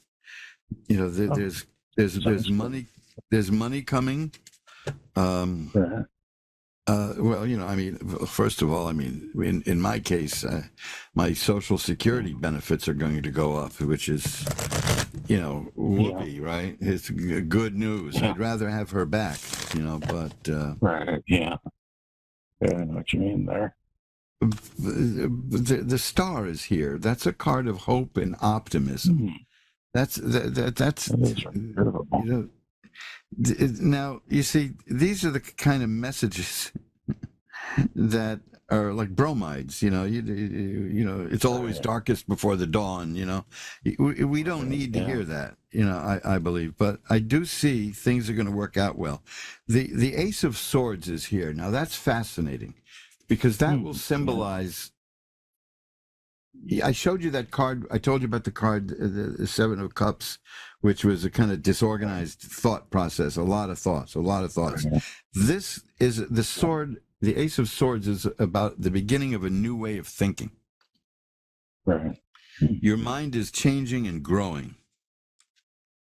Right. And there's things coming. There's good things coming your way, which is this card, the Three of Rods. There are things in your life that amount to seeds you planted, and they are going to come back to you. Not soon, but not long either. So I've got more swords here, and I see. Now the Ten of Swords is a fascinating card. I'll stop with that one. That means the worst in life has happened to you, and you're gonna get through it. You're gonna get up and rise up. That's encouraging. Yeah, well, but it's again, these are like bromides, in my opinion. But it's good to see. If anything hideous was here, I would tell you. But here's another one: the King of Coins. You had a queen with coins, and now here's the King of Coins.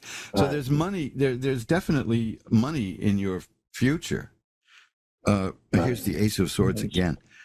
That's a bit of a palliative, you can't look. Don't let them kid you. You can buy happiness. You know that. You're old enough to know that, right?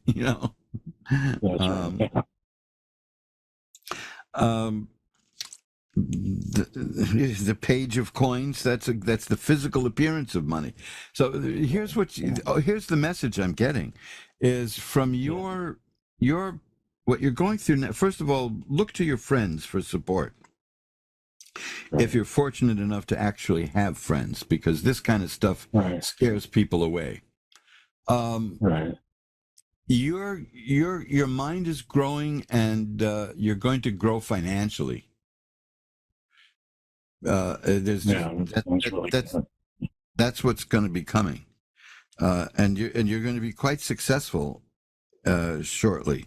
That's the Six of Rods. This is you're going to come out of this with a new way of looking at the world, a new perspective, and you're going to be one of these people who knows how to make money. Are you already like that? Not really. Okay. I'll give you an example. As a guy like this I won't mention his name, but you know who he is. He had a TV talk show and he just got fired because he was losing. He was getting paid $15 million a year and he was losing $40 million a year for the company. And he was alienating half of his audience. This is not a person who understands business, you know. So things are not going to go well for that person. I took a look, actually. Now, he's being replaced by a gentleman named Byron Allen, who I'm not 100% sure, but I think he's a billionaire because of his business enterprises. He's been producing movies for years and years and working his butt off and making movies. And a lot of people don't know who he is, but he knows that his job is not to antagonize people. His job is to entertain people. Yeah. And Byron Allen is going to become bigger than ever. You watch. Right. Now, one last card for you is the Fool. That is an outstanding card. That is the card of the person who has divine protection.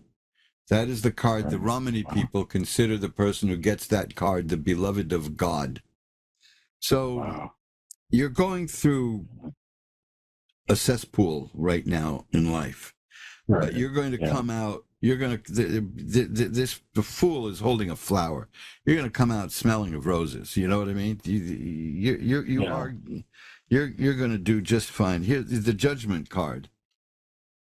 You're going to get that which is coming to you. You know, for some people in this life that's a threat, but not for you. That's good. So Robert, you're going. Oh, look, I've got a note here from the producer. Byron Allen owns the Weather Channel. Now you see, this is a man who knows how to diversify. Yeah, that's right. Yeah, he's a smart man. And he was a stand-up comic is how he started. And, you know, I spent 10 years around stand-up comics, and they're not all that smart. But the ones who are smart are really smart. So, you know, now, which is the guy we were discussing who just got fired, he was never a stand-up comic. He was an actor playing a stand-up comic. That's a very different thing, you know. I mean, I used to have conversations nightly many years ago with Bill Maher, who was... an arch conservative in those days, and that was rare, you know, especially among New York comedians. But they, you know, there you go. It's to each his own. So look, you're going to come out fine. This. Thank you. Yeah. Again, I just cut the cards again and got the Fool again. That showed up twice now for you. Good Lord. I never got that one once, you know. So you hang in there because the good stuff is, as the cliche goes, in the cards. And you're going to do just fine. Yeah. Just do what you have to do to get through this now. And if grief inhibits you from doing normal things, get help professionally.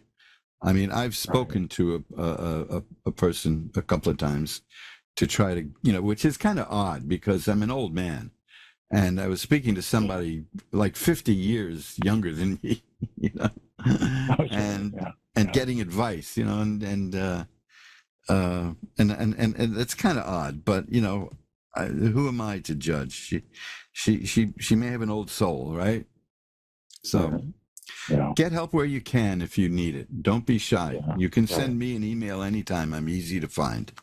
Okay? Okay, great. Okay, it's been great talking to you, and I especially love that I was delivering good news. So yes, I really appreciate that. I needed that light at the end of the tunnel. Well, Robert, I cut the cards one more time to get you one last card, and it's the card of justice. So again, that goes to like the other one. You will be getting that which you deserve. Right, rebalance. Yeah. And it'll be good. Okay? Yeah. Okay. Thanks. Thank you for it. I will light a white candle to send positive energy your way. Okay? Oh, thank you so much. I appreciate that. Thank you so much for calling in. Bye-bye now. And, the vicissitudes of life, ladies and gentlemen, that's what we deal with. That's what tarot is about. You're listening to Reverend Elliot's Magical Window on the Ask One Radio Network, which specializes in positive energy. That's why I'm here. So I've been here for like 14, 15 years now.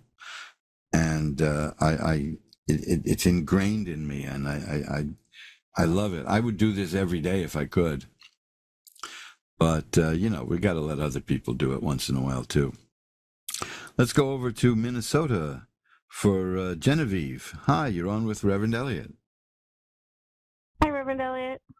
Hi, how are you tonight? I'm very well. How about yourself? Well, I'm getting over a pretty bad day.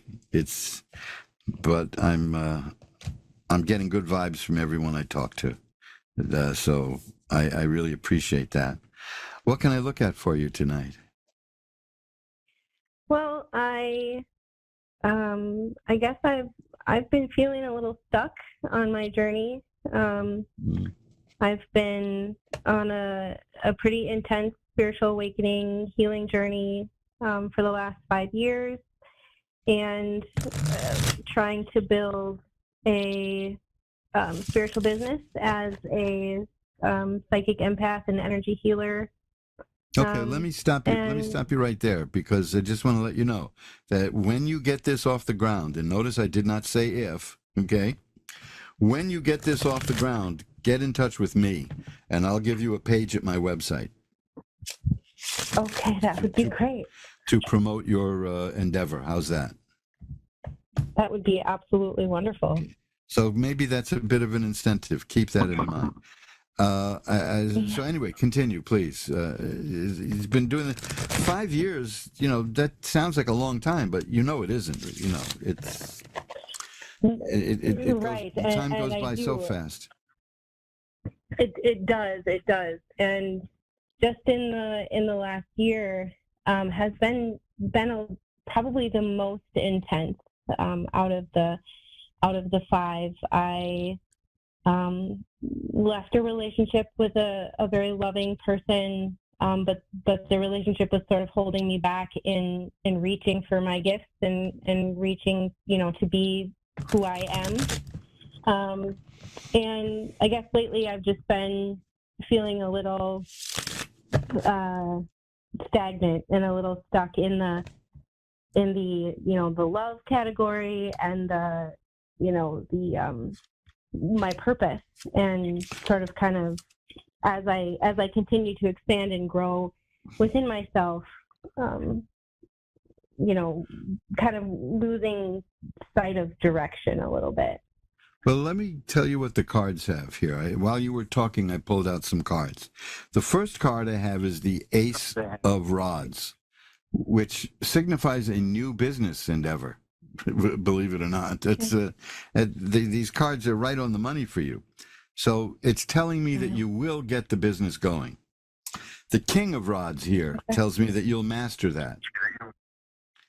Now, the Ten of Swords is here. I had that earlier for someone. That is a card that is nasty looking, but it means that a lot of people think it signifies death, but it doesn't. It signifies that life has thrown some very difficult, bad things at you, but you've survived those, and you're going to get up, and you're going to be just fine. So in the larger sense, it means the bad times are over. Okay? That means you're either coming to the end of bad times in your life, or you've come to the end of bad times. It's either right around the corner or you're right in it. And the Star is here, which is hope and optimism. And the Emperor is here, which means that you will master what you're looking to do. So I don't see any negative here. I think that people don't understand that when you want to get into things like this, you have to pay a price. And you've paid the price, wouldn't you say? Absolutely. It's an upheaval in the life, because we're doing something out of the ordinary, although this kind of stuff that we do was very common once among a lot of people. Right. But it's you have to be brutally honest with yourself in order to do this for other people. And that can hurt. Yeah. But what I'm seeing here is that you will get this going. That's the ace of rods is a new business. You know, that's exactly what you're talking about. One last card for you is the Sun. That's a great card, man. That is healing and health and growth and joy. You're about to get into all of that. You're about to get just what you need and what you have been working for. So hang in there and realize that the whole point of this is for not just your own good, but the good of humanity.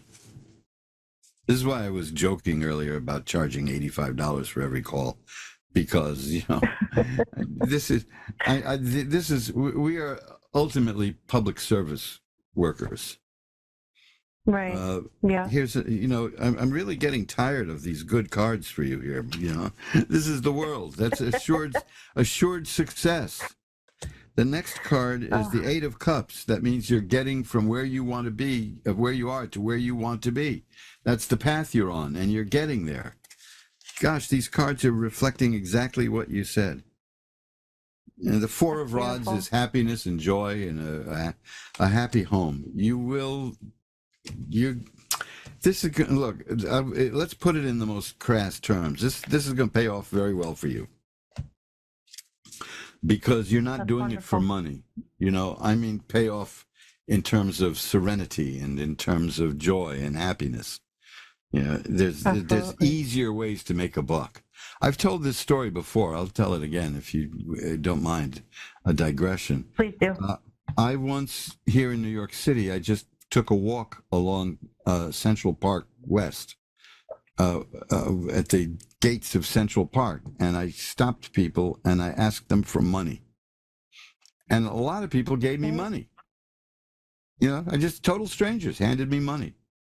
And I went to a church and put it in the poor box. But then a little while later, I went to the same spot at the same time, and I walked in the same path, and I asked people if they would take a moment to listen to me. Not one person stopped. Nobody cared.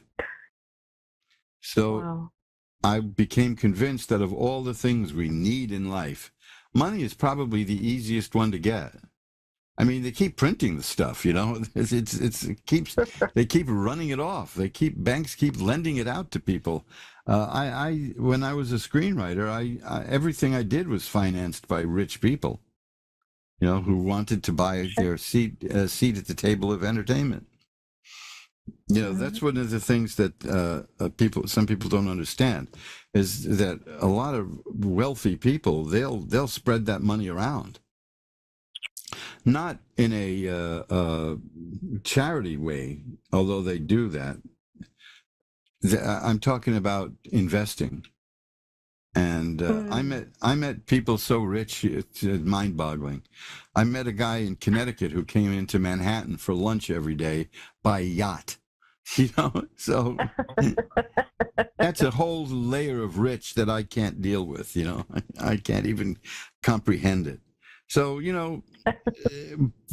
but you and I and others like us are looking for different kinds of riches, and you're going to find them. I have found it, and you will too. I mean, the cards show me that you will start that business. I mean, I said the first thing I got was the Ace of Rods. Here's a King of Coins. That's, again, the person who can master the money. So, there's money involved. So, you don't shy away from money, but it's not worth making it your whole life. I knew a guy, a wonderful, funny guy who passed away years ago, who used to pronounce from a stage, he'd just say, money is great, but it's not worth working for. And he was a philosopher, in a way. He was a comedic philosopher. He did very well in life on meager income, but it was what he needed. It's all he needed. The people who wrote for David Letterman used to consult him. So, that's high praise. So, keep my offer in mind. You can find me anywhere by looking up online Reverend Elliott's Magical Window or Reverend Elliott or magic-works.com, magick-works.com. And when you're ready, we'll communicate, and I will give you a page at my on my website. Okay? That's a promise. Yeah, that would be wonderful. I have a web page that's up and running, and I do have offerings and things. Yeah, well, you can use the page on my website to direct people to yours. It's that simple. If it couldn't hurt, right? Sure. Absolutely. So, I will find you. Okay, some people have done that. They have taken advantage of that. So keep it in mind. I'm going to see if I can get a couple of more calls in before the end. But it's been delightful speaking to you, and it's such positivity in these cards. I'm going to cut the cards one more time. Here, there's the Two of Cups. That's a card that means new romance is coming. You may not be ready for that, but there it is, right? It's in the cards. So good luck to you. Thank you so much. Bye-bye now. And now we're going to go to Australia, halfway around the world. And back. Well, more than halfway around the world is less than halfway around the world from the other direction. It's Katia in Victoria. Hi, you're on with Reverend Elliott. Oh, hi. How are you? Katia, how are you? Yes, hi. I'm good, thank you. How are you? I'm doing well. I'm getting a lot of good energy from the people tonight. So what can I look at for you? Good. Yeah, that's a benefit. When am I going to meet someone? That's my question. To meet someone? Well, yeah, the world's crawling. The world's crawling with people. Oh, yeah, I don't meet them. Yeah, get out there and say hello to the people. Let's see what we can do. Let's see what the cards have to say about that.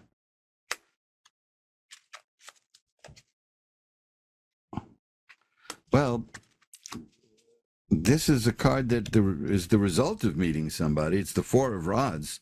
That's a happy home, and it shows a couple and flowers. And so, yeah, Now, here's a card that this is the third time tonight I've gotten for somebody.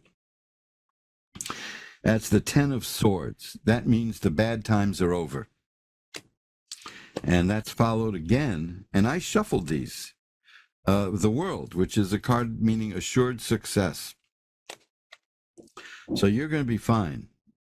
It's coming. You are going to meet somebody. Now look at this. Oh gosh, this is beautiful. The Six of Cups is here. Cups are romance and affairs of the heart. And that means that you may run into somebody who you were involved with many years ago. Or I shouldn't say many because I don't know how old you are. I did that one time and I upset somebody. Somebody from way back in your past. You said, how old do you think I am?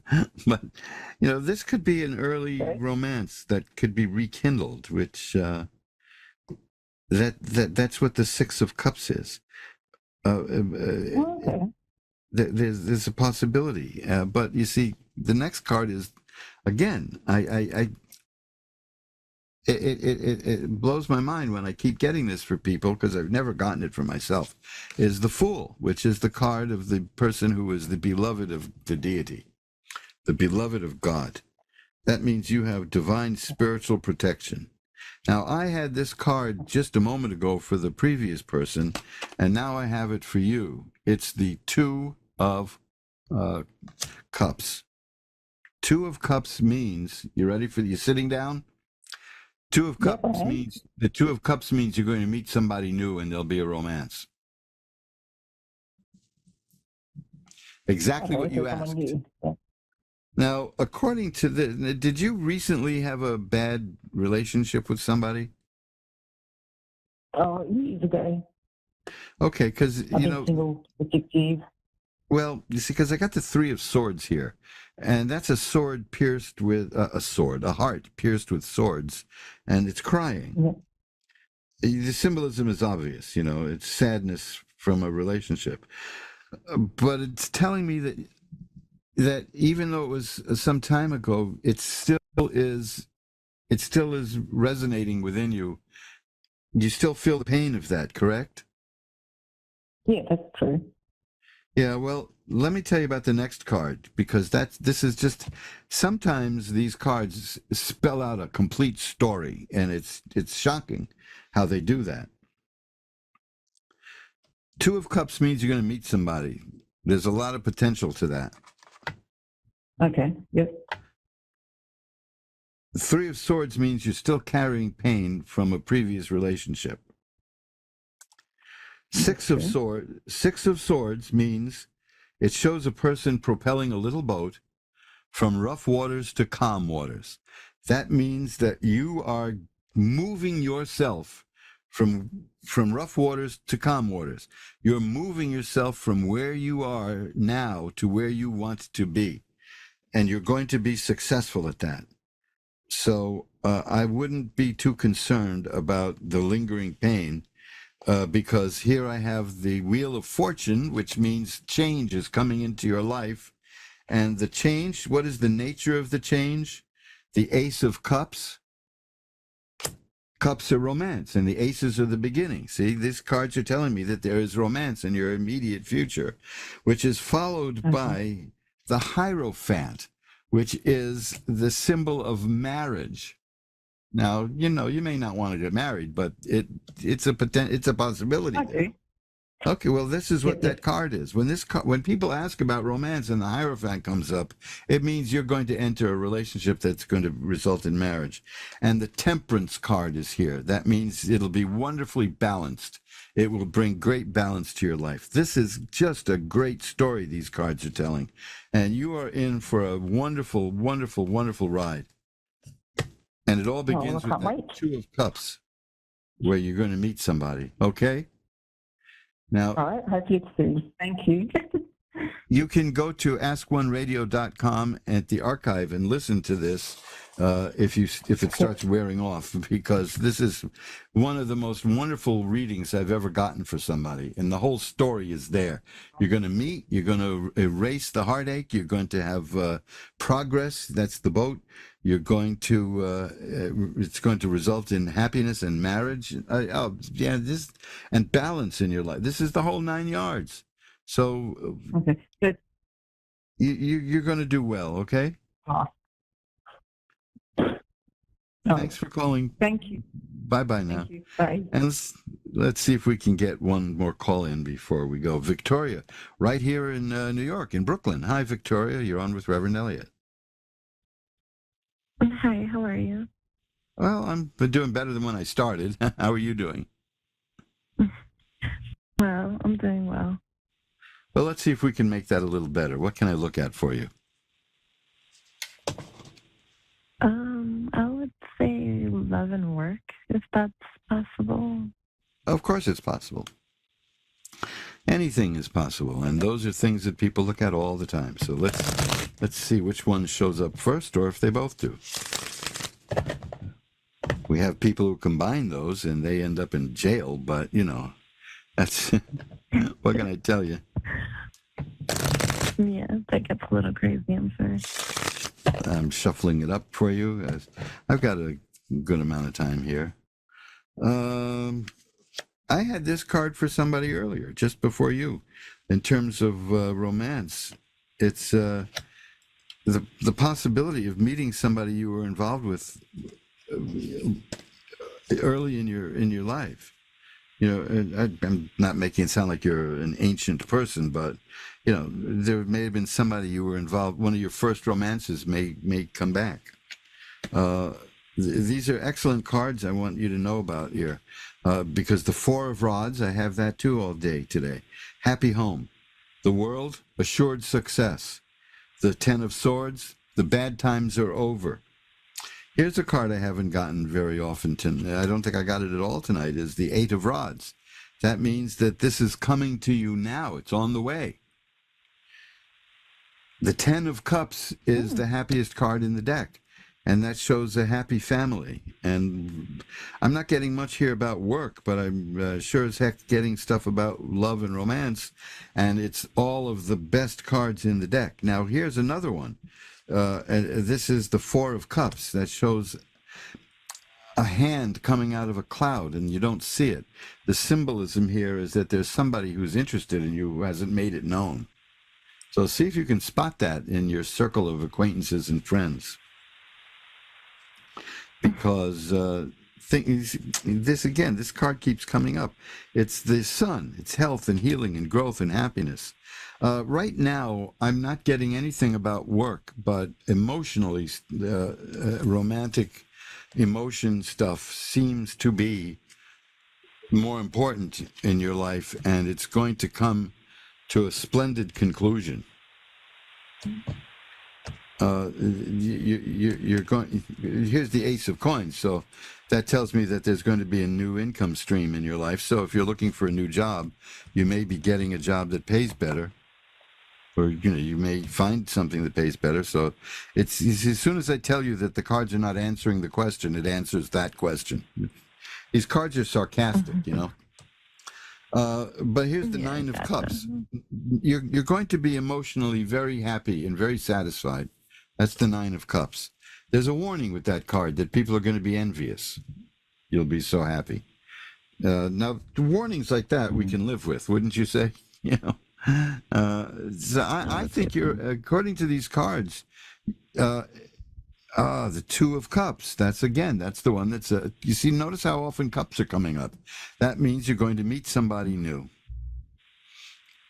So you'll either be getting involved with somebody from years ago, or you'll meet somebody new, or both. Your plate will be quite full. I think that romantically, you're on the cusp of something new. That's what the Eight of Rods is saying. It's on it's on the way. It's right here almost. So this is going to be very good for you. So keep an eye out, because like I said, there's somebody out there who's interested in you. I just cut the cards and got that again. And here's the Ten of Cups. The cups again. That is the happiest card in the deck. Here's the Ace of Cups. That means the beginning of romance. I think you're going to be fine. Okay, if you want any follow-up, just send me an email at asktarot@earthlink.net, or you can find me on the web anywhere. You just look up Reverend Elliott's Magical Window. If you want to know how this progresses, I'll be happy to do some follow-up. Look, the Page of Cups. That's the actual physical appearance of a new romance. You're doomed. You're going to be doomed to happiness and a good relationship. Okay. Here, the Lovers. What more do you want, right? But if you as time progresses, and these things start to fade from the mind, which they do, just drop me an email, and I won't charge you. I'll just look at a few more cards for you. Okay, that's a gift because you have such a bright future. All right. Thank you. I've got to run. I've only got a minute and a half left, but I'm glad I was able to speak to you, Victoria. Bye-bye now. Thank you so much. Bye. A fellow New Yorker, right? So long now. And that's it for this edition of Reverend Elliott's Magical Window. We'll be back again next week to look through the magical window and see what's going on in your life and in the world. And until then, remember, time flies. It's up to you to be the navigator. Greetings, fellow seekers of truth, wisdom, and light. This is Reverend Elliott, your friendly neighborhood esoteric practitioner, coming to you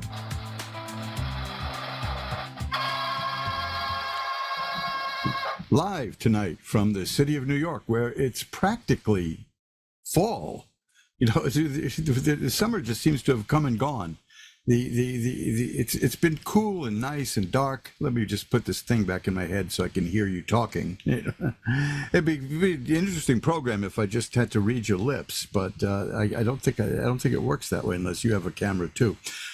So we're here for the next hour to look through the magical window of the tarot and maybe discuss a few esoteric points get a little magical work done. You know, this is a good time for it because, as I mentioned last week, magical work is about positive energy, and the world sure needs positive energy. You know, another guy going nuts with a gun today. It happens. Why, we don't seem to know.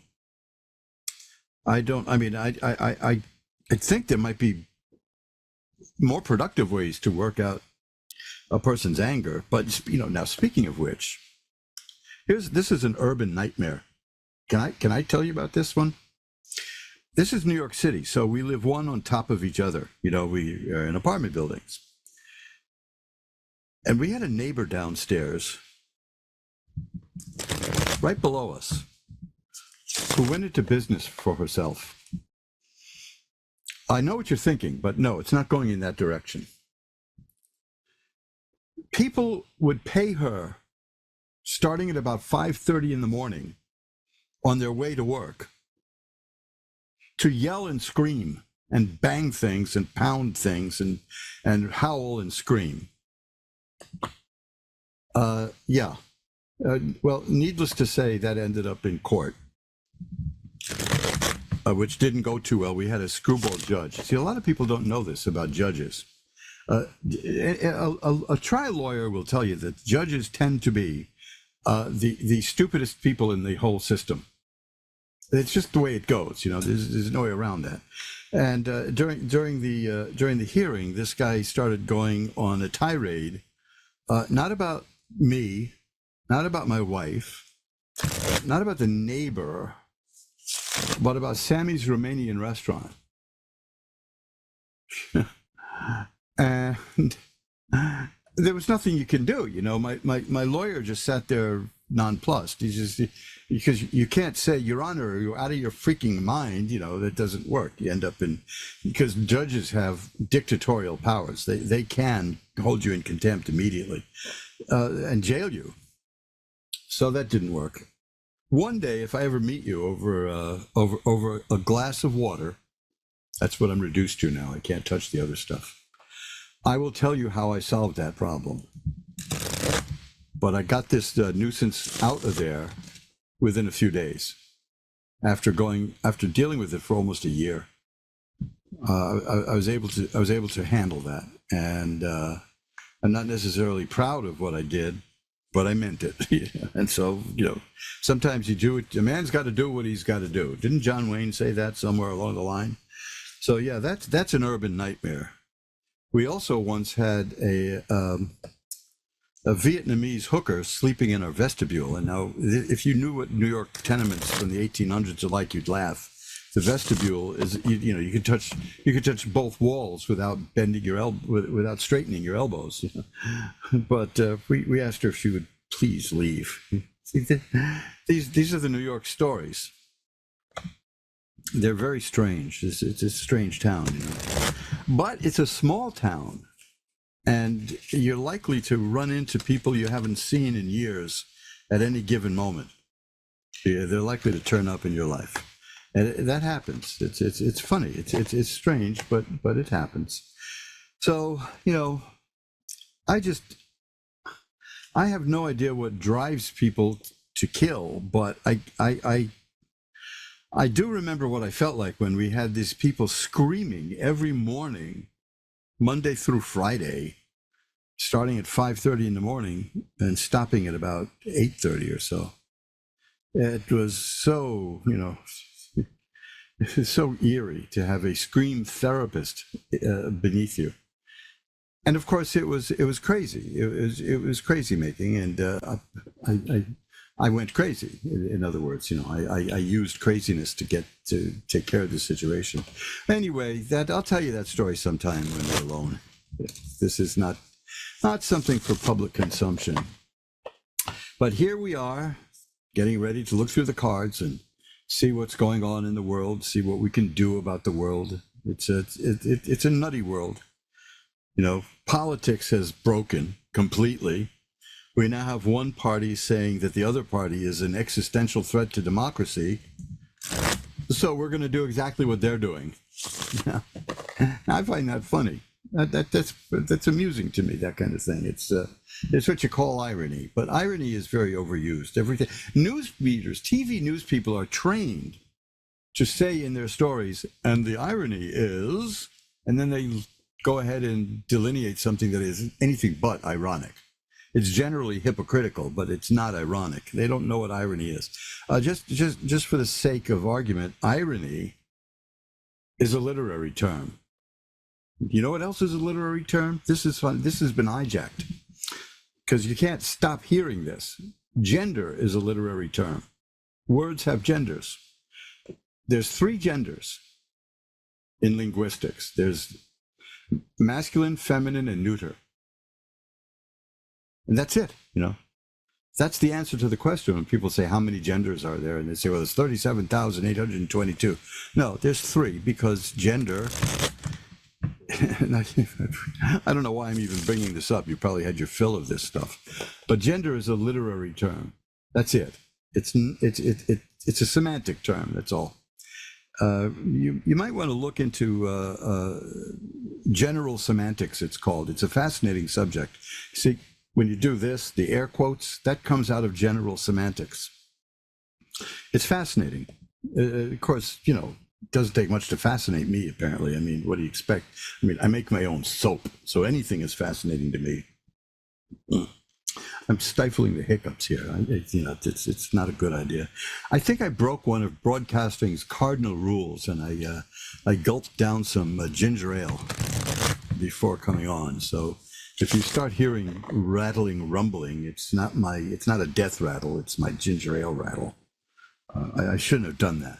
I know, but I've only been doing this 15 years, and I haven't learned yet what the rules are, right? I don't like rules that much anyway. They say rules are meant to be broken, and of course, that's what we have prisons for. So it brings us right back to people shooting each other. I've never shot anyone. Okay, let me put it that way. And I've never wanted to shoot anybody. Nobody's ever made me that angry that I wanted to shoot them or stab them or anything else like that. It's a highly non-creative solution to problems, but it will take care of your room and board for quite a while if you get that far. So these are just the random thoughts that go through my mind while I'm waiting to speak to you. I'm shuffling the cards so you can see and hear. Oh gosh, I've been knee deep. Speaking of soap, in a new soap product. Yes, you didn't think there was any more left, did you? But I've got a new one. No, it's not like whiskey flavored soap or anything like that. It's you're gonna wash your mouth out with that, right? No. This is I'll tell you about it in a week or so when it's ready to go. But it's a beauty. I love it. And if you want to know more about all the things that I do and the things that I offer and the products and the bonuses, I'm working on some interesting bonuses. They're totally irrelevant. Like for selling the shaving soap. If you buy a certain number of shaving soaps, I'm going to send you a CD. Yeah, some people still use CDs. There are some people who believe in physical media. I'll send you a CD of classic barbershop quartets. That ought to get the doors back. Get people breaking down the doors, right? I don't know. What's it going to turn out like this, right? Let's see. Is that this? Not quite the reaction I wanted, but there you go. So we'll get into that. I have a couple of books that I've been restoring for like a year. So I better get back to those. I'm letting you all down. But I got sidetracked with this soap thing. I got sidetracked by this soap thing because I got so annoyed that the only good, solid, affordable, that's the key word there, shaving soap went out of business because of inflation a couple of years back. There were 3 of them left. One was called Williams, one was called Marvy, and the other one was Amer Fresh. They were gone. They're just gone because the profit margin was not good enough. So I figured out a way to make my own and sell it for $4.99 a piece, like this. Hey, there's my new menthol soap. You knew I was going to do that. You knew that. That's what. but that has become my favorite soap because I miss menthol shaving soaps. And if you don't shave with a mug and a brush and soap, you ought to give it a shot. It's really fun. I enjoy it. It's relaxing. It takes a chore and makes it into a ritual. You can read about it in my book, which you'll find at mojoacademy.org, called, you just look at the page called The Manly Art of Shaving. Do that, and I think you'll enjoy it. I know that the 5% of the people who shave that way would enjoy it, but that's hardly a market to tap into. So I'm not in it for the money. It's a labor of love. So anyway, we're all shoveled up now. I've been babbling for 12 minutes, so let's do this. Let's ring our bell 3 times to declare sacred space for in which to us to operate. And just a moment ago, I was talking about general semantics, and then I come out with for in which to operate. Oh God, now I need that. So that's all my high school English teachers from the grave. Here we go. And now let's pull the curtain back on the magical window for our first caller, Dee in Massachusetts. Hi, Dee. You're on with Reverend Elliot. Hi, Reverend Elliot. How are you doing? It's good to hear from you. Oh, I'm glad to be heard. What can I do for you? Yeah. Well, I have a mixture of questions. I want to see if I'll ever become famous and successcul. Do you really want that? 37 years. I would love to be the next Oprah. Well, yeah.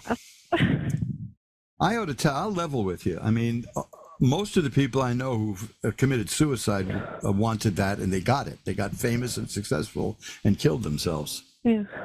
Wow. Now, not most of the people who did that, but most of the people I know who did bump themselves off. You see, now this is a nice, positive, cheerful start to a conversation, isn't it? Because I used to tell people over the years, because I was in the entertainment business for a long, long time, what you get when you become rich and famous, which is essentially the modern goal, is you have no problem paying your bills, but everybody knows who you are and hates you. So there you go. Yeah. It's not the thing that you expect it to be. I've seen it firsthand. I mean, I liked the fact that I had just enough success in the entertainment business to get really good tables at impressive restaurants, but not enough that people would bother me on the street. See, that's the way I. Yeah.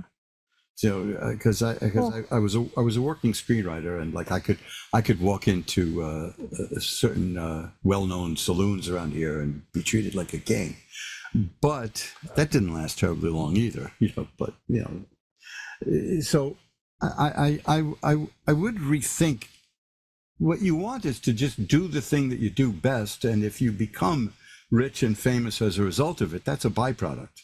If that's your goal, right. It messes people up if that's their goal, is what I've found. The happiest person I knew, and I asked him about it. I asked him years ago. I said, you wanted this and you got it. How you doing? And he said, I love it. It's great. It was Jerry Seinfeld. But he wasn't setting out to be rich and famous. He just wanted to be a comic, and the more he grew, the better he got it. But now he's stuck in what's called comedy hell, which is no matter what he does, people will laugh. So he can't tell if he's funny or not. There you go, that's right? a hell to be at. That's a blessed hell. So I'm not saying don't do it. And first of all, it can be done. I've known a lot of people who became very famous, quite famous, extraordinarily famous, and some put so that they don't talk to me anymore. But I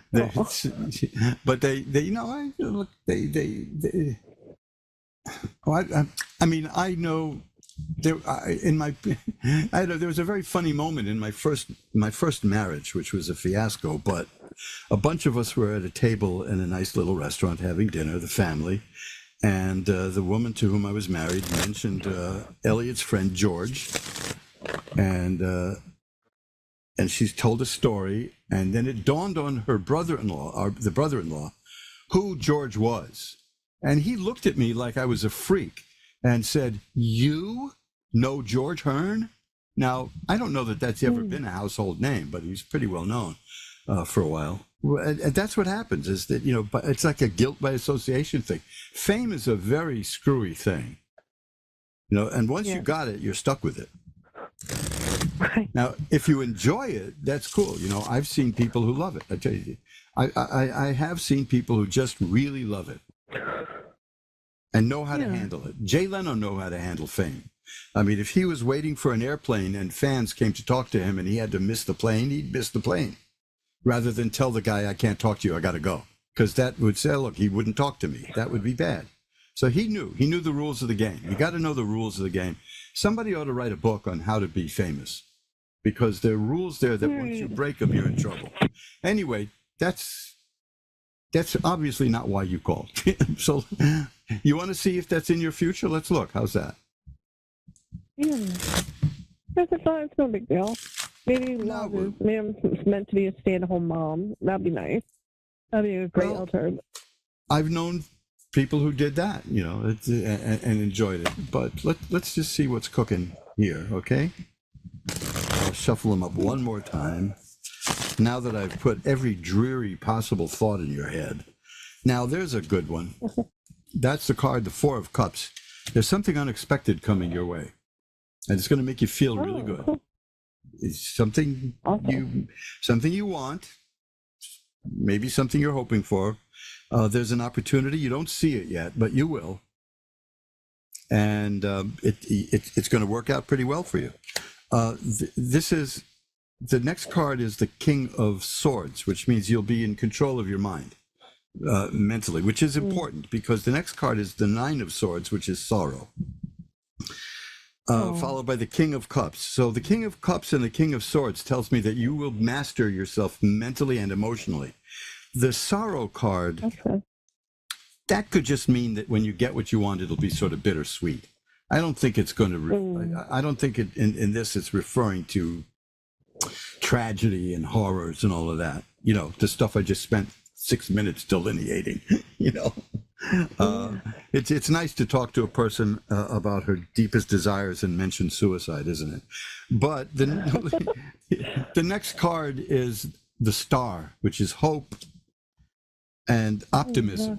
So you have a good chance of getting what you want.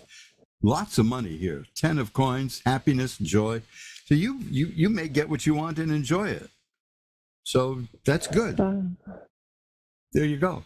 I don't see anything. I don't see anything negative there, except there'll be a bittersweetness there. Well, of course, when you gain things like fame, you give up privacy, and that can be bittersweet. All right. I'm debating telling a story I knew about a famous actor because I knew his limo driver, and I won't mention the name, but he was quite famous playing a lawyer on television. Let's just leave it at that. And he used to dress. When he came to New York, he would put on women's clothing and dress like a woman so that nobody would stop him on the streets. He wasn't a very attractive woman in that sense, but he was a wonderful guy by all accounts. But that was his one little thing, that he did that so nobody would bother him. Don't be careful. Be careful what you tell your limo driver when you get there. When you become as successful as you want, be careful what you tell the limo drivers, okay? Because they don't shut up. Okay. Anything else you want to look at? Why don't you tell me a little more? Because I've been monopolizing this, and I apologize for that. But I'm in a chatty mood. Okay. Well, I mean, I'm 37. Do you see me getting into a relationship? I've been single and celibate for the past 3 years. And it's been a struggle because I really like to be married and have kids. I had a caller last week who said the same exact thing. That wasn't you, was it? Yeah. No? It could have been. Oh, last week? Might have been. Because 37, single for 3 years. Well, let me put it this way. There's the World. That's a card of assured success.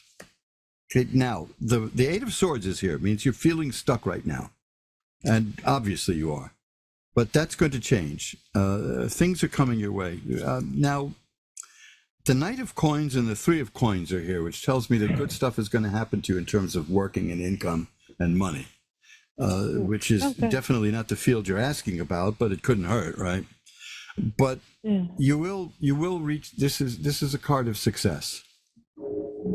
The Six of Rods. So I think you're going to be doing all right. Okay, I think you're going to be fine. Awesome. So that should, I want to pull one more card out here for you and see what we get. Yeah, well, you see, that's the point. This is exactly it. This is beautiful.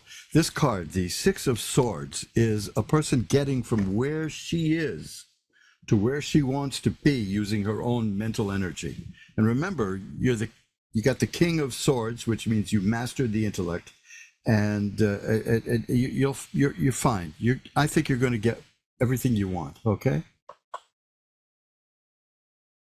Okay. Thank you for calling. Thanks for being there. Have a great session. I'll be listening. Bye now. And let's shuffle them up. You're listening to Reverend Elliot's Magical Window, the show that doesn't let the callers get a word in edgewise. Apparently today I'm full of babble today, I guess. I don't know why. Maybe because I took a nap all day, or most of the day. I just like sleeping sometimes. Courtney in California, in Olivehurst. You're on with Reverend Elliot. Hi, Courtney. Hi. Hi, how are you tonight, Courtney? I'm good. How are you? I'm doing well. Thanks for asking. What can I look at for you?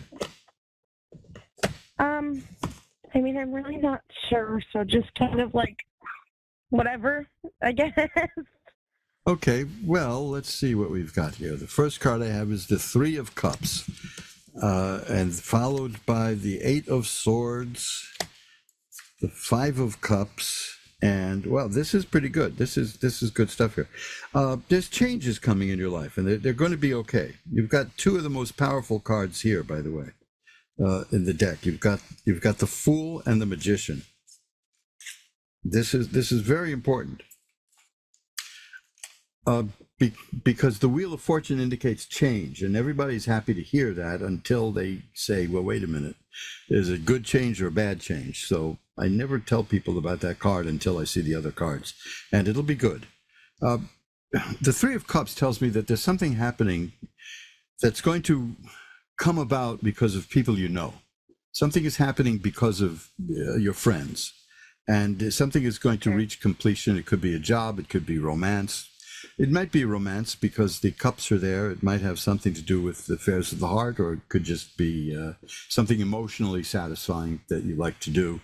But right now, things are at a standstill for you. The Four of Swords is kind of a pause. A lot of people think it means death, but it's really about waiting and just taking your time. The Five of Cups is here. Did something go wrong in your life recently? Yeah, a lot of things in my marriage. Okay, I was going to ask about especially romance because these are cups and that's what it's about. Well, the Five of Cups, a person is looking at three spilled cups, which means that would be a relationship that didn't work. Behind her are two cups that are full.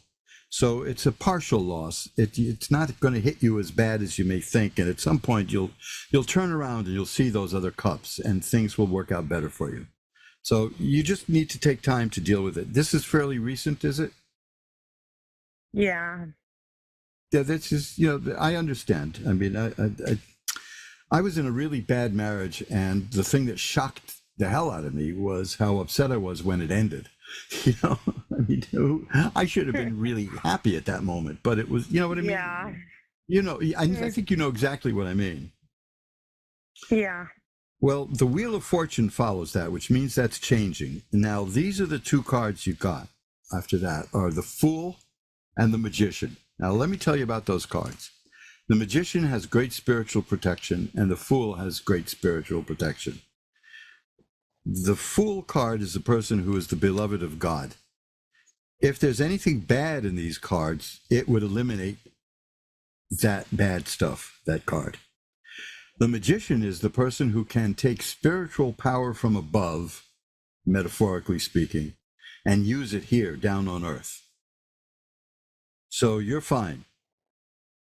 You're headed towards that now. That's the growth. That's the change coming in your life. You're going to be a very strong, spiritually protected, powerful person. And good to know. and with that comes responsibilities, which you can either accept or not. You know, nobody's forced to deal with it, but I think that you're ready for it, and you'll like it. Now, there's the Chariot. Notice how after the Wheel of Fortune, they're all major cards. The Magician, the Fool, the Chariot, these are major cards, we call them, as opposed to the suit cards, which are the same as hearts and clubs and all that in regular cards. The Chariot is a person who's dealing with conflicting things and makes them move in the direction she wants. Now, that takes strength. But you've got that strength, and you'll do well. So you're going to come out of this fine. This sadness, this disappointment, this sorrow. You are going to emerge a whole new, powerful person. Okay. Okay. Think about that and keep that in mind, because, like I said, you can accept it or reject it or use part of it, but you're oh gosh, the Empress, the High Priestess. I'm sorry, not the Empress, the High Priestess. That's it. That's the one. You know, the High Priestess and the Magician. That's a marvelous combination. You see behind the veil the things that are separating this life from the other life. You may have mediumistic abilities. You're very spiritual, and it's going to come through. One more, which is also a major card, is the Hermit. Keep an eye out for somebody who's going to guide you. Somebody will guide you. You will find a spiritual guide, because you're in a period of renaissance. You're coming into a period of rebirth. Now, what's the first thing we do when we're born? Is we scream and cry. You know, it's not pleasant. And I think that rebirth goes the same way. You know, it's very difficult. You know, I mean, even in the Gospels, there's the line, "Take this cup from me." I mean, it's very hard. But the benefits are extraordinary. You are morphing, but it was there all along, into an extraordinary person. And you've got a lot to give to the world, and you're going to do it. I've never seen such power in a reading following disappointment. You know, it's almost as if what happened to you, you know, they all say, well, it's for the best. It means it in this case, it will be. You know, here's the Justice card, the Lover's card. The Lovers means you have a choice between the sacred and the profane. The Justice card, I think you're going to be bringing justice to the world. I think that you're going to be almost a dispenser of justice in a spiritual way. So, you know, please keep in touch with me at any time if you want. You can get my email through ask1radio.com, and I'll be happy to look at some more cards for you, because you're heading for a journey, a powerful, powerful, powerful journey.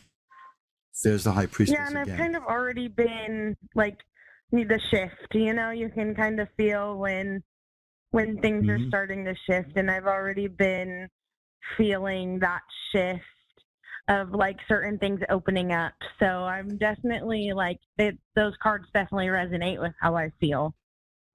Please check this out again. You can hear the audio at the archives at askoneradio.com, or you can see the video at Moonstruck TV. It'll be up later tonight or tomorrow. But listen to and look at this reading, because it's very important, because you are at a really important point in your life, and things are going to break your way very well, and you're going to share that. Thank you so much.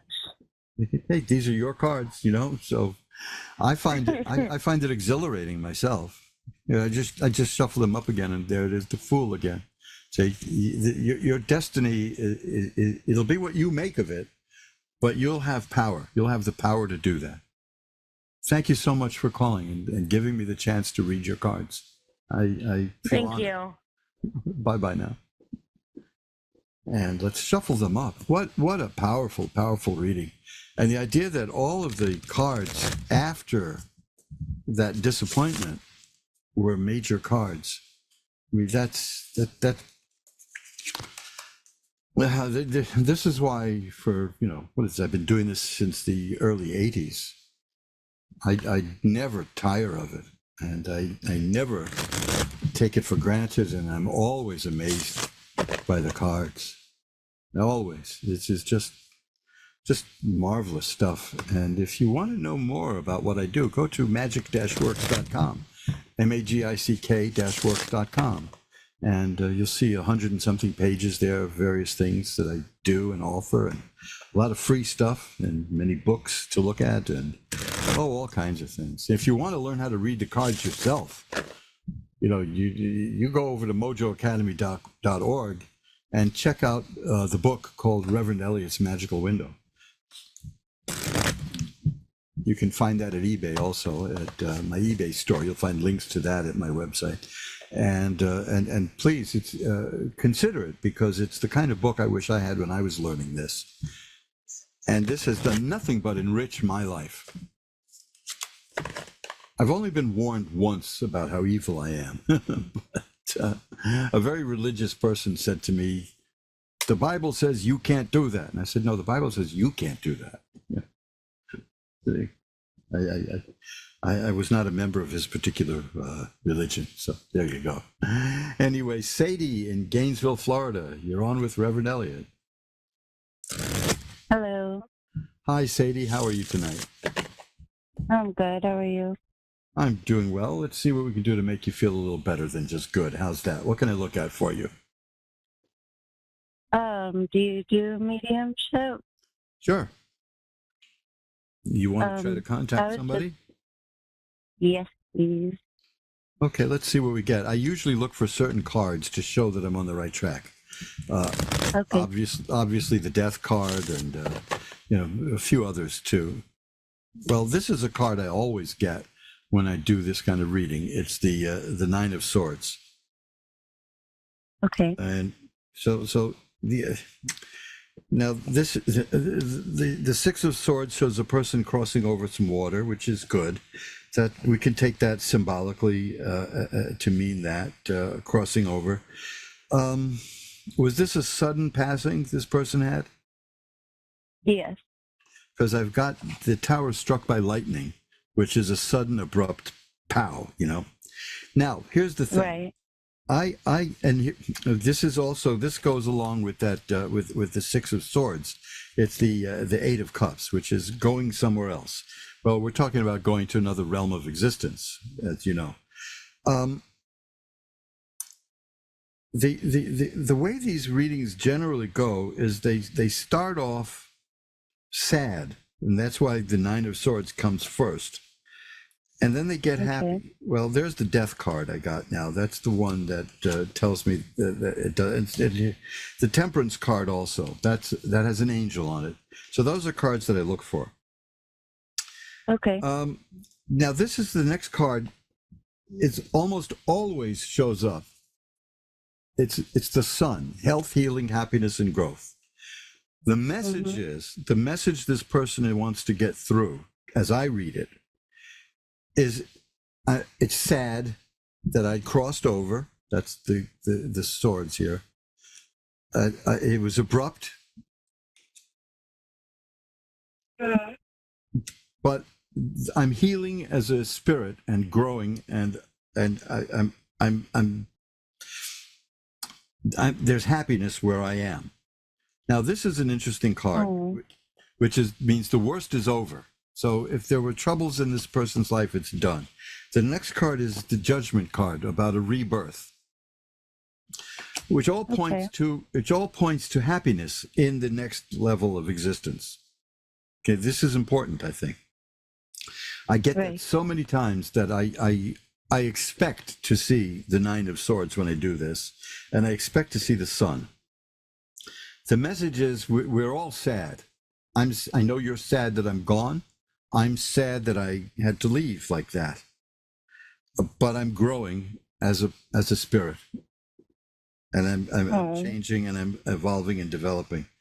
This is the next card is just another one that confirms it. It's the High Priestess. That's the person who sees behind the veil, and we're looking behind the veil. So I'm now getting just confirmation cards. So the message is, the worst for me is over, and I'm growing and I'm doing better, and I will be back. I will be reborn. Okay. Okay. Uh-huh. I hope that helps. It does. I will light a white candle later to send positive energy to you and to the spirit. How's that? Thank you. My pleasure. Take care. Bye-bye now. Thank you. Bye. And let's shuffle them up.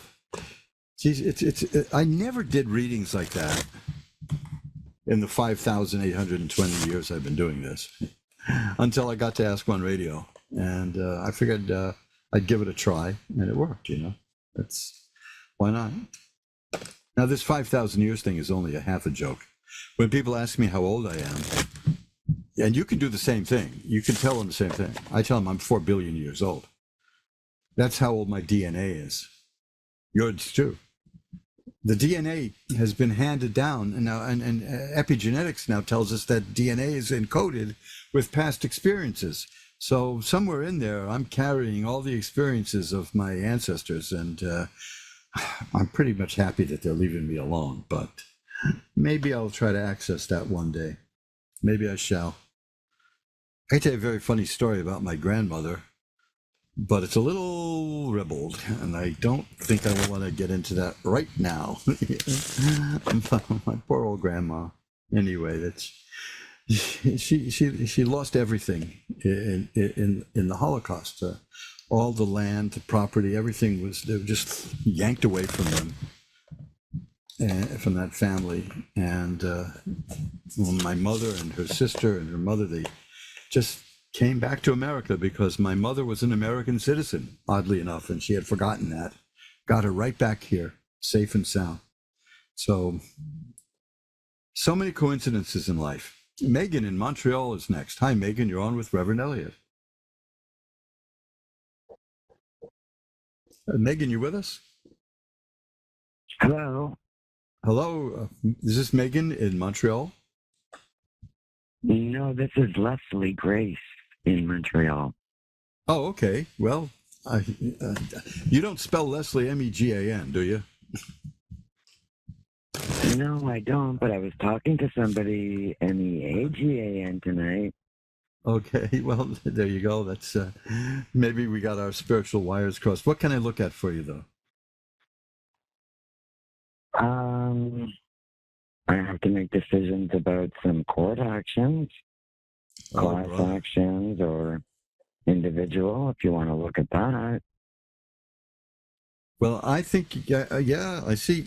You're caught up in a kind of a bad situation. I see. There's the devil card. There's some powerful people involved. Is that so? Well, I am being gang stalked, and yes, I have been abducted a few times, so. Yeah, well, it's not. I need to do some class actions or some actions individually. I've also got the 5 of Swords, which means that there are people in your life who are not looking out for you. Okay, I do think something is going to happen to change this. That's this card, the 8 of Rods. The 5 of Swords is a very down card about people. Oh, brother, this is a good one. This is the card you hope to get in cases like this. Justice. The Justice card is yours. That means you may do very well with this.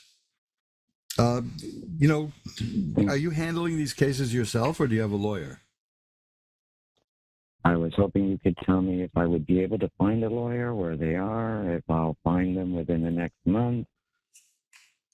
Well, yeah, a lawyer is very important. I'm married to a lawyer, and when she had to do a lawsuit, she got herself a lawyer. It's very important to have a detached professional. There was a government employee involved in not doing their job, so they made sure I didn't get the counsel that I needed. If your wife wants to call me, she can. Oh, she's not practicing it now anymore. So that we're both just retired country folk living in the heart of New York City.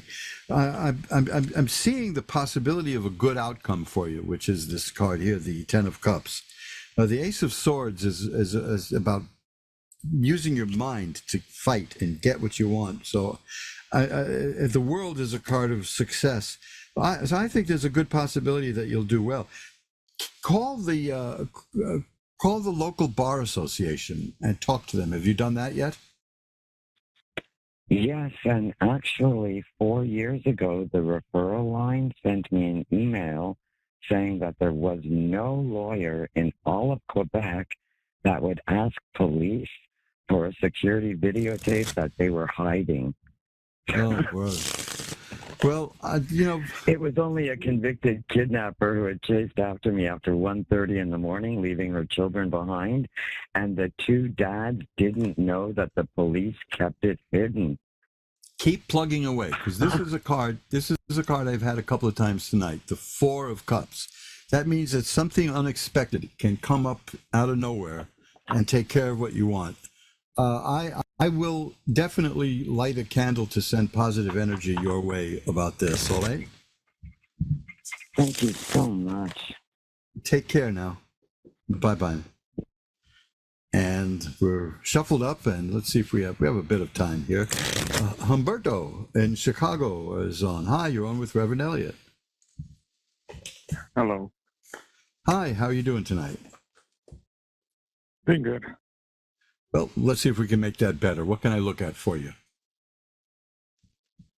I don't know. I'm just like dealing with an ankle injury, and right now I'm dealing with some financial stuff at the moment. Right now I don't know what's in it for me in the future, honestly. Well, right now nothing much is happening. It's at a standstill right now. What's going on? In the future, overall, this is the Nine of Cups. That's a card of abundance. So that bodes well. That's for sure. The Nine of Rods is here. That's a card of somebody who has been around the block, so to speak. You know, you know what you're doing. Oh, and here, of course, This is two in a row now. Yeah, you're prepared. That's what it means. You know, you know what to do and what you have to do. This is the card of justice, which means that justice is coming for you, not for you, in an ominous sense. You know what I mean? Justice is coming to your side, because there's nothing negative here indicating that. If there was, I would phrase it more delicately than that. That's for sure. But here's another card which is important, which is the Temperance card. That means that balance will be restored to your life. Things have been out of whack in your life for quite a while, correct? Yeah, it's just pretty. It's just good, and then it's just bad, and I don't know at this point. It's just so weird, so whack. Well, you know, somebody who worked, and I believe he worked in Chicago for the Hearst organization in the 1920s, was asked in an interview to define life. And he said, life is one damn thing after another. You know, and that was exactly right. Here's a card that's good. This is what I mean, like it bodes well. This is the card of healing and health and growth and happiness and success. So it's going to be difficult. It's going to require strength. That's what this card is, strength. But I think you'll come out okay. I think you have a good chance at dealing with this. And it'll restore balance to your life, and it will make things 1,000 times better. So this is very important, okay? Keep that in mind, that you have some very good cards here. In fact, I have here this card that is really ugly, but it's good. This card, the Ten of Swords, means the worst is over. Life threw its worst at you, and you're still here. You're going to get up, and you're going to win at some point. You're going to, don't count yourself out, okay? Because that's a choice that if you make it, it won't be your best choice. Okay, you don't want to do that. You want to stay in the game. Okay, so hang in there, and we'll send positive energy your way. How's that? Yeah, sounds like a good idea. That's what I'm here for. So listen, anytime you need anything, just drop me a line at my email. You can find that under ask1radio.com, and I'll be happy to maybe pull a few more cards for you as this goes along. How's that? Yeah, sounds like a perfect plan. Great. So I look forward to hearing from you sometime. And no charge, of course. I'm not drumming up business here. We'll just consider that an extension of this free reading. How's that? Yeah, I'll be happy to. Okay, great. Look forward to hearing from you, Umberto. Bye-bye now. All right. And folks, that's it. We've burned up the cards. We've come to. Yeah, that would be a great ending for a show, wouldn't it? If I just set the cards on fire at the end of every show, just pow, it'd be costly. I get some tarot decks here that are valued at about $200-300, and I don't think I want to burn those. I sold some of those very expensive card decks, but they were only a few bucks when I bought them, but I knew what they were and I hung on to them.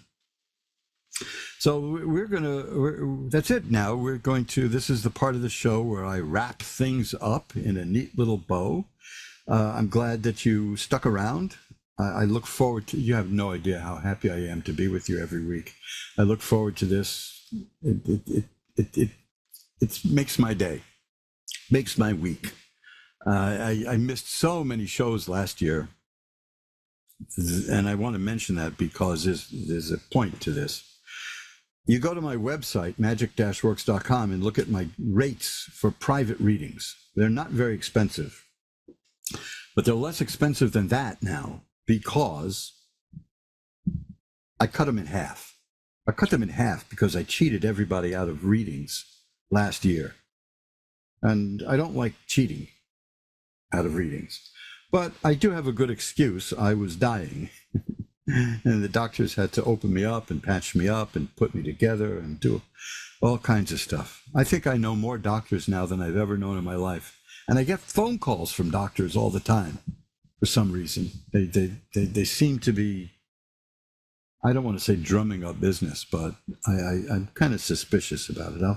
I'll stick with the doctors I've got, but I'm in that loop, and that's why I'm here. That's why I'm alive. That's why I can walk up the stairs. And in honor of not being dead, I sincerely hope I'm not. I don't want to be one of those guys who finds out at the end of the movie that I am dead.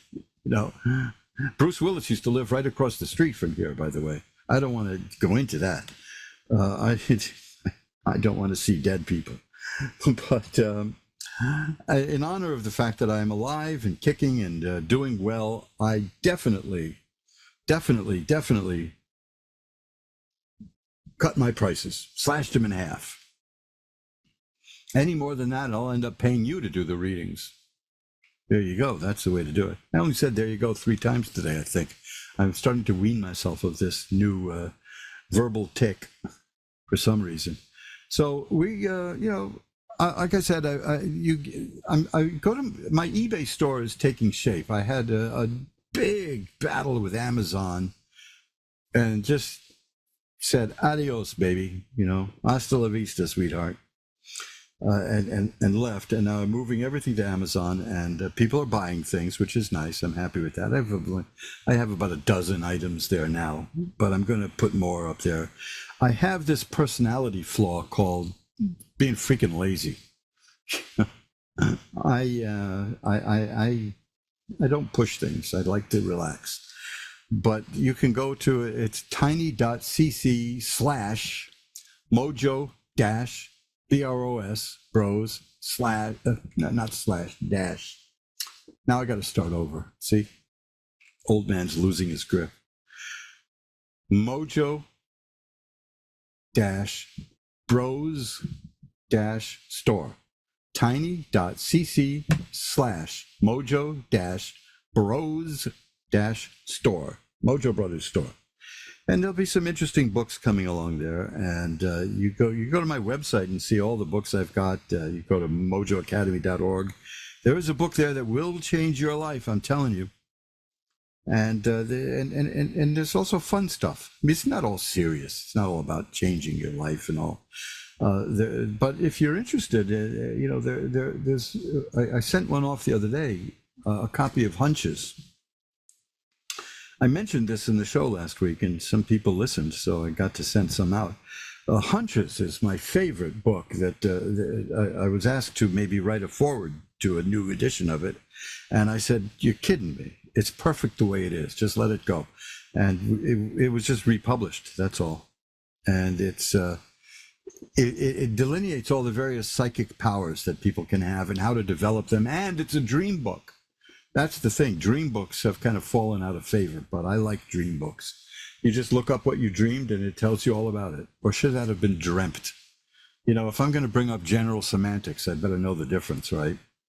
So check out Hunches. I really like that one. And that would have to be one of my favorites.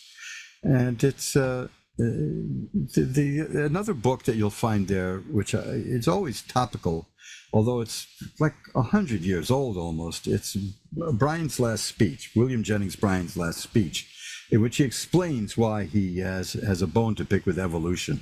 And it's not because he's a Bible-thumping troglodyte. It's a very serious thing.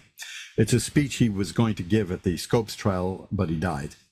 Anyway, that's it. We're out of here in a minute and change. So remember, it's mojoacademy.org for the books and the shaving soap. It's magic-works.com for everything I do. And I will be back with you next week so we can take another look through the magical window as we read your tarot cards. Until then, remember, time flies. It's up to you to be the navigator. Life is in your hands. Bye-bye now.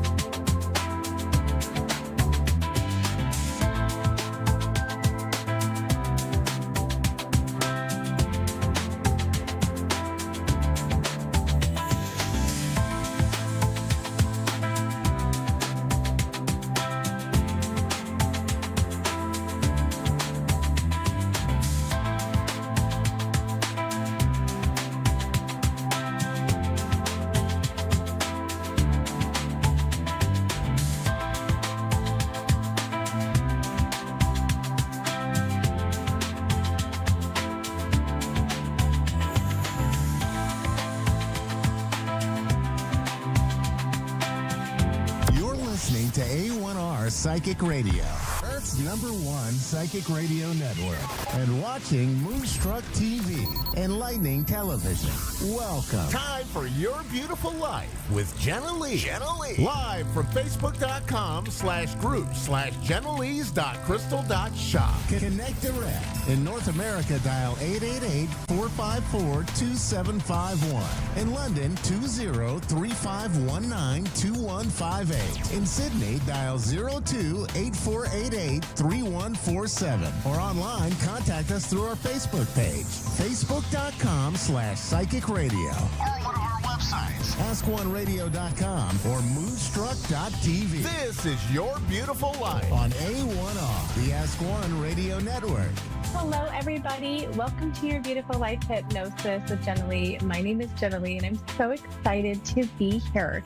Okay, so over the course of the last few months, I have enjoyed my time communicating with people, teaching people. It has been truly a lifelong dream. Now, if you didn't know this before, I have always had a fear of being recorded. And so this has totally helped me overcome my fear of being recorded. Okay, one of the things that I have had to experience my entire adult life is that belief that you can have any single thing that you want in this life. It is absolutely true. But if you don't believe that, how are you ever going to allow yourself to receive that? So over the last, I would say 20 years, I have been coaching law of attraction in some form, whether I knew that or not, but I really started heavily coaching it, about 17 or 18 years ago. I want to express so much. Yes, callers. Yes, Dave. You guys, I just love this little spirit guide of mine. Okay. But it is my goal to teach you that you can have whatever it is you want in life. Now, the question becomes, how do you receive what it is you truly want in life if you have never been shown that that can be possible, right? Your belief system is going to be that maybe you have to work hard for it. Things don't come easily to you. So how do you go about receiving what you truly want in life? And I'm going to teach you little snippets in between callers tonight. This is one of my favorite things to talk about. So number one, I'm like, this is so exciting. Number one, you have to absolutely know what it is that you are wanting. If you don't even know what you want, how is the universe ever going to bring that to you? You have to know what it is you want. Now, I kind of give this analogy, right? You can say you want a 2-bedroom house and maybe the universe will give it to you, but what if the roof leaks? What if the insulation's bad? What if, it's in the ghetto? Whatever it is, okay? Be as specific as possible. You want a house, a 2-bedroom house. You want it to be affordable. You want it to be insulated well. You want it to be in a safe location. Be as specific as possible. That is one of the most important things, is know exactly what you want and then put as many details in it. But what if you don't know what you want? Usually you tend to know what you want because you know what you don't want. The second thing is, as I tell my clients, how do you want to feel? Maybe I do want a job. I'm just not quite sure what it is that I want, but I do know that I want to feel happy. I want to feel valued. I want to feel heard and seen. And I want to feel like I have freedom in my soul. I want to feel joy. So if you start with how you want to feel, and then you kind of build onto that, that's an easier way to know exactly what it is you want. If you don't know what you want, the other side does not know how to bring it into you. Okay? So know what you want, be as specific as possible. I have a whole bunch of techniques here. I've been teaching this for so long. I have dozens of techniques. I apologize if you hear the train in the background. I'm enjoying being outside right now. I've got guests in the house. So I love sitting outside. All right, the next thing, this is so important if you're going to receive anything you want in your life, is imagination is key. Let me tell you why. Dave, can you hear that train? Will you tell me on the screen real quick? It's just really loud out here. Oh, okay. Your imagination is key. You absolutely have to do some imagination when it comes to receiving what you want. Your imagination and your psychic abilities sit side by side in the brain. And when you're receiving information, a lot of the times people think that they're making stuff up. They're just imagining it. They cannot tell the difference between psychic abilities and imagination.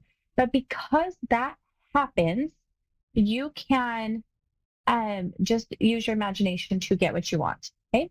So I'm going to teach you some techniques, what I mean by imagination. This is fun. Get as creative as you can with it. Act like a child and be fun, be playful, because heightened emotions help with your manifestation, help bring stuff into you. You could say all day long, I want more money. I want more money. I want a higher income. What's that going to do? You're so bland. It's like, you've got to get excited. You got to feel it. You got to be playful. You have to put some type of emotion into it. And one of the things I do when I'm using my imagination is I write a story, right? I love the power of our writing. When we are writing anything down, we are thinking about it, we're writing it, we're seeing our own handwriting, right? And then we usually go back and reread it. We're using all of our energy into writing.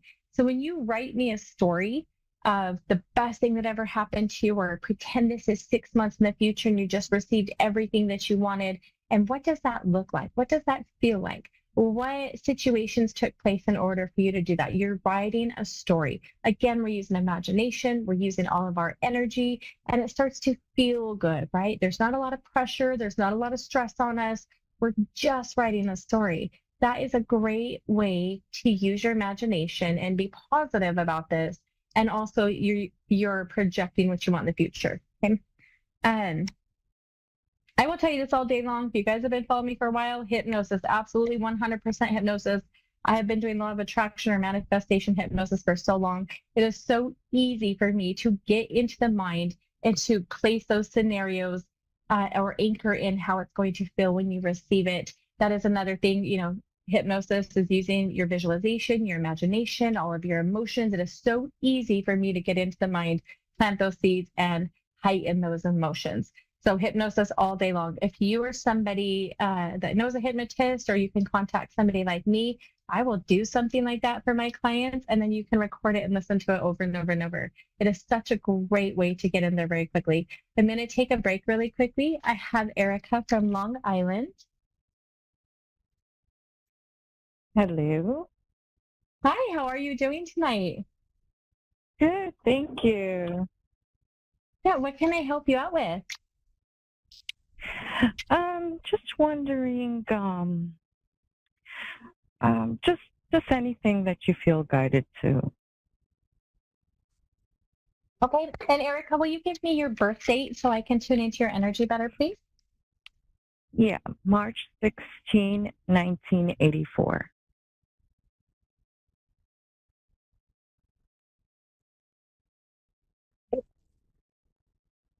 Oh my goodness, girl, you think a lot, don't you? You got a lot of thoughts going through your brain a lot. Yeah. Yeah. Okay. So the very first thing that comes in when I grab your energy is the amount of thoughts, but that directly goes into like heightened emotions up and down, almost like a roller coaster. And it's almost like you can really have so many of the things that you desire in life, but you need to learn how to channel and utilize your thoughts.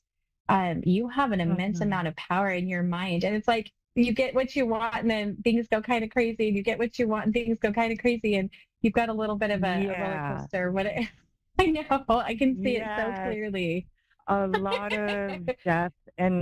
of death and rebirth. And I recently looked up some stuff on my astrology, and to the T, it was saying that it explained, like, I went into deeper level to understand like wounds and stuff, and it said like I'm pretty much a phoenix, and that's been my life, like building, crumbling, building, crumbling, building, crumbling.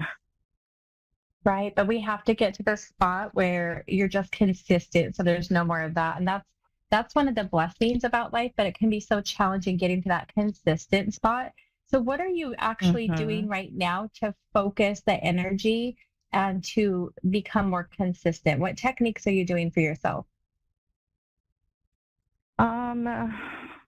Well, I am doing more writing. I go for walks and I get a lot of channeled messages, and I'm writing them down.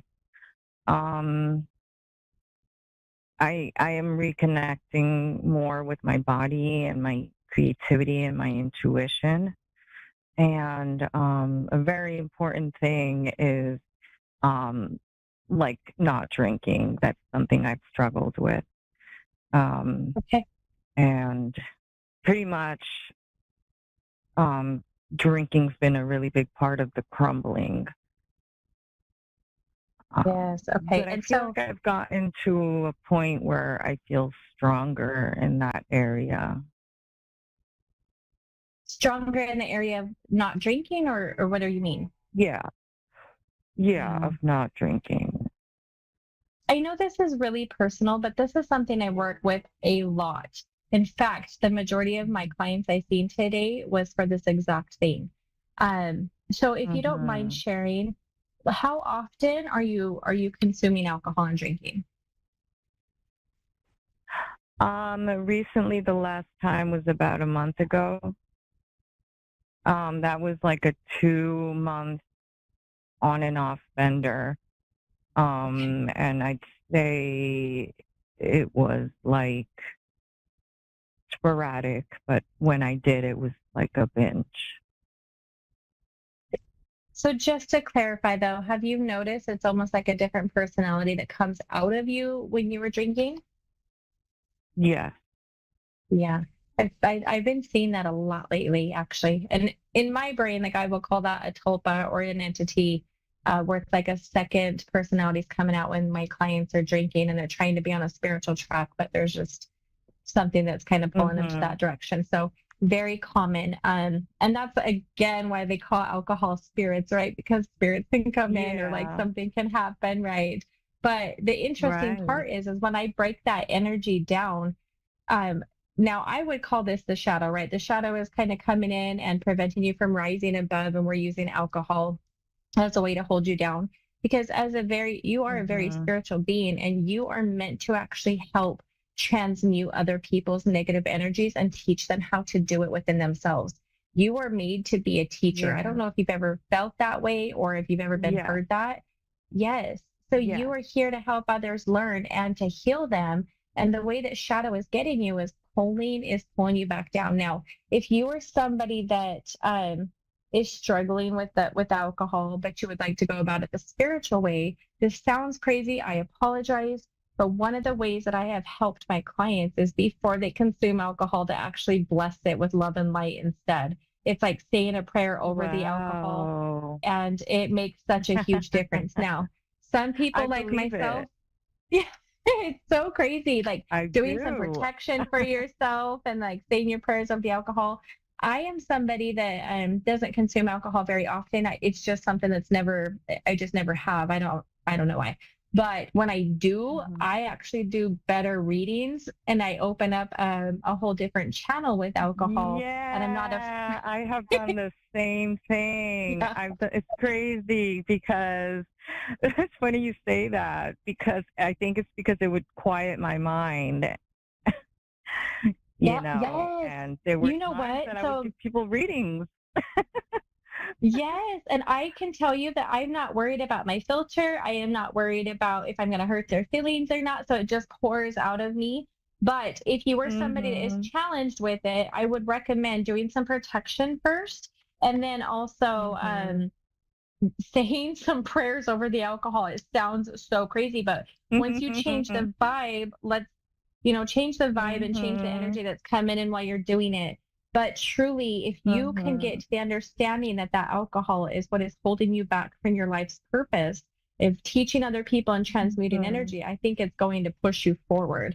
So what state do you live in? You live in Long Island. Is that New York? Yeah. Yes. Gosh, I'm like, I don't know if I can communicate about this on air, but do you ever do plant medicine? No, but I've been very drawn to it. Yes, I would recommend, if you could. I don't know, where it's safe at in the States, but I do know people participate in Costa Rica and Mexico and things like that. But if you were able to find a way to do plant medicine. Oh, yes. Okay. Yeah. I would completely recommend to do that, because there is just something holding you back. And when I look into what it's holding you back, not just like spirits per se or energy, but there's a lot of deep generational healing that needs to be done. Yes. And you will also help. Yes. And I am to holding break the those weight generational of it. curses. Yes, and that is And the I challenge can't you were. stand that I'm the one that's supposed to do it. It's such a big task, and trust me, I've done work, but I know I got like some more to do. Right. But can we switch that little bit? Because when you decided to come down here and be Erica, you decided that was going to be a task that you could do. So ultimately, like, you signed up for it. So, doing that is going to be free, not just for you and the family, but you're going to receive so many blessings. So can you change your perspective on that? Yeah. Do you have children? No. Okay. So that one's a little bit different too, because I'm like, think about the kids, think about the future kids and helping them out too. But then if you have all this freedom, because there's no kids, I would definitely say, please find yourself in a position where you can do some plant medicine, dig in deep and do some generational stuff. And I think that's going to help free you.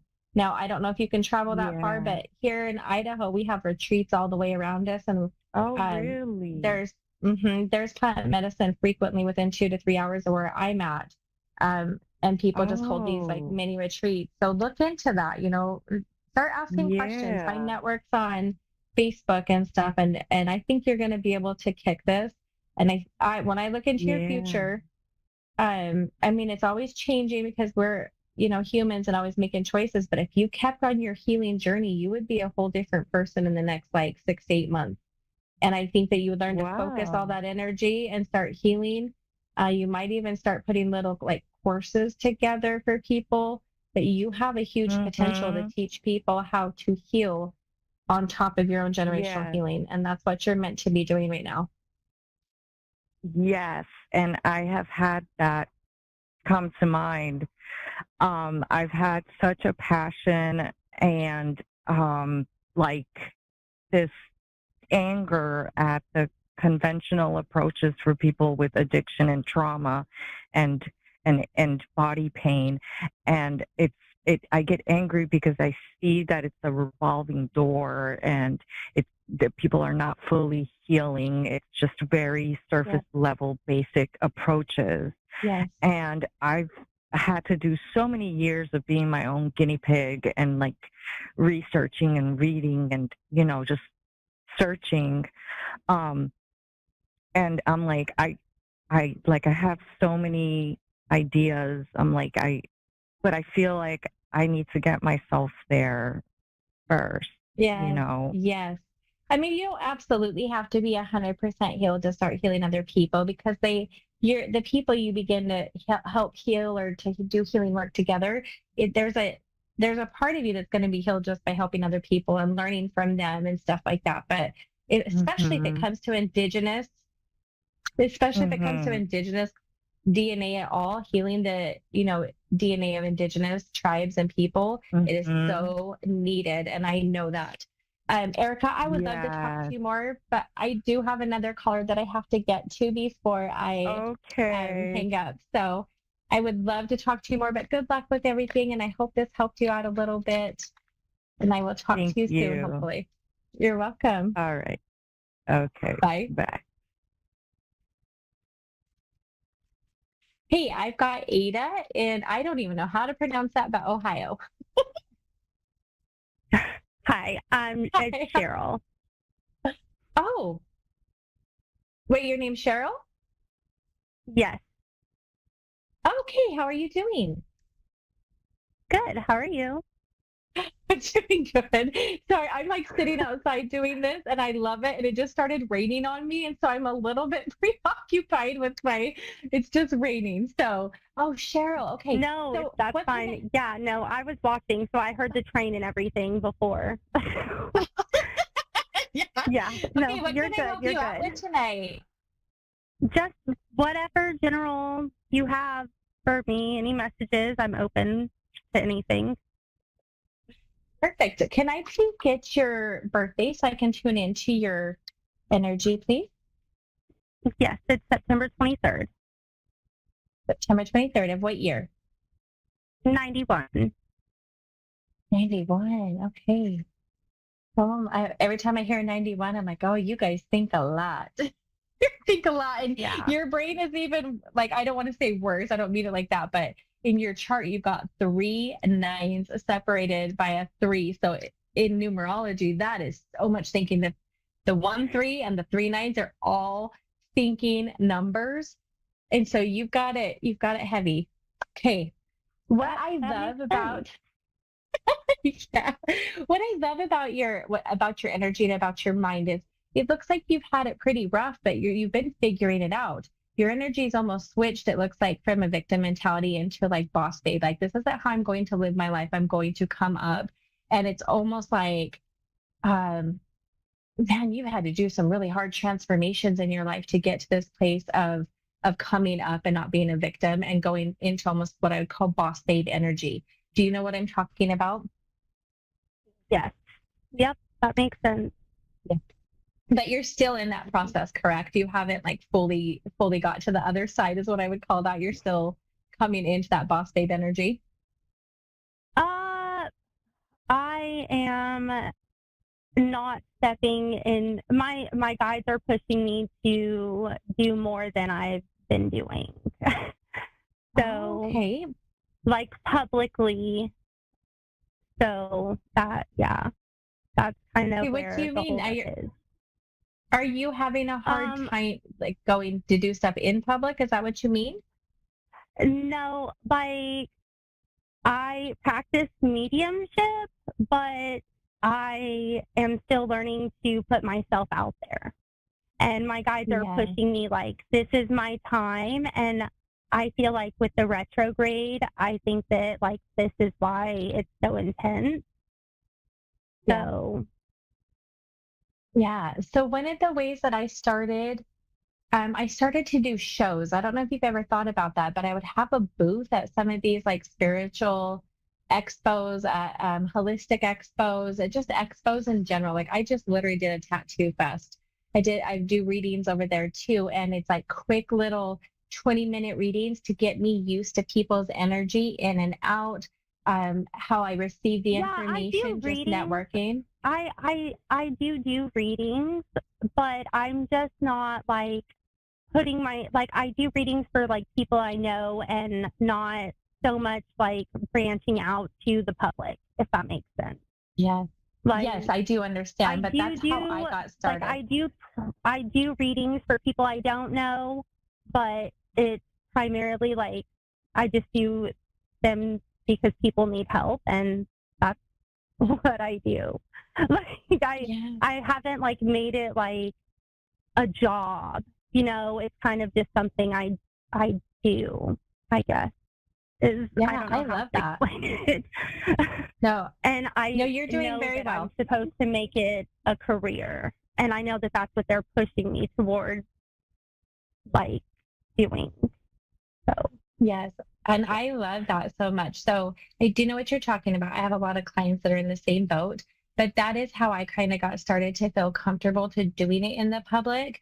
And I never thought that I would be here, you know, doing a weekly show and going online. I'm actually terrified to be recorded. So I finally started putting myself out there on like TikTok. Yes, I had to overcome it. You know what even is worse is like, I swear these cameras do not make me look the same way that I do in real life, and I dislike it. So I get stuck on how I look, but it's just so fun. So, but you have such a beautiful energy. And I know that you've had a lot of challenges because I can see that, and they just keep showing me you rising. And so if going public isn't for you right now, can you, you know, have smaller like groups of people where you're teaching them different things, because you have such a brilliant, beautiful mind. It's filled with so much imagination, and you are somebody who can actually also, I find this a lot, transmute other people's energy and help them with some of their pains. Is there a way that you could just do small groups for right now to get more comfortable in teaching and transmuting until you come back up to, you know, where you need to be publicly, as you call it? Have you thought about that? Yeah, no, actually, I guess I haven't really thought about teaching because I still feel like I'm learning, you know, and so I don't know how to explain it. Like I've had the gift my whole life, but I kind of just didn't know what to do with it, and it was kind of like a taboo thing, you know. So I'm just now like finding myself these last, I don't know, maybe 4 years or so. And so I've never thought about teaching anybody anything about this stuff. Like I just talk to people about it when they're interested, and if they want to learn, then I just teach them. Like I haven't thought about, I guess I just need to make this my career because that's what everything keeps saying. Okay, give me 1 second, Cheryl. Dave, will you pop up the time on the screen for me really quickly so I can see how much time I have left? Oh, 2 minutes. Cheryl, I'm going to spill some information to you so very quickly. I do apologize. Do you know what your life path number is in numerology? I am a 6. Hey, but that is true. However, you are very incredibly rare. You are less than 1% of the population. You are 33-6. We don't break down a 33. I am also a 33. 33s are labeled as the master healer and teacher. You are made to teach people. I know that you're a little nervous to get out there, but if you start teaching first, the rest of it will start coming naturally to you. So find what you're already naturally into, what you naturally do as like far as your routines, how you do honest to God, anything. I literally have been teaching classes for 18 years now, And that is what you're meant to do. So if you are not ready to go public and be on the screen, you know, and or get yourself out there, please just start teaching, because that is what you are meant to do. You are incredibly rare. And with that babe mindset of yours, you're going to go places, but start somewhere. The rest will flow into naturally. I apologize. I had to talk at you and not with you because I have to get off the air. I've got 30 seconds. Find me on Facebook under Generally Win. I would love to talk to you about it because I am a 33 as well, and we can dig into this deeper, okay? All right, thank you. You're welcome. All right, guys, it was so nice chatting with everybody tonight. I absolutely love the law of attraction and getting our minds right, but just know you could have whatever it is that you want. The power of imagination is key, and in knowing exactly what it is you want and being specific, and that's going to help you. And then, of course, just add those great emotions in there. I hope you have a great week. I will talk to you soon. Bye.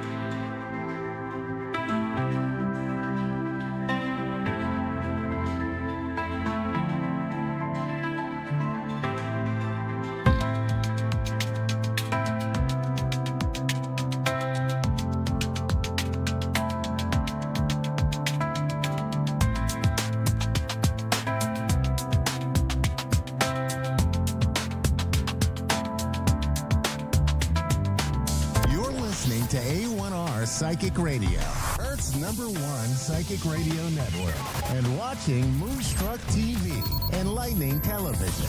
Welcome. Time for Amanda Hall Psychic with Amanda Hall.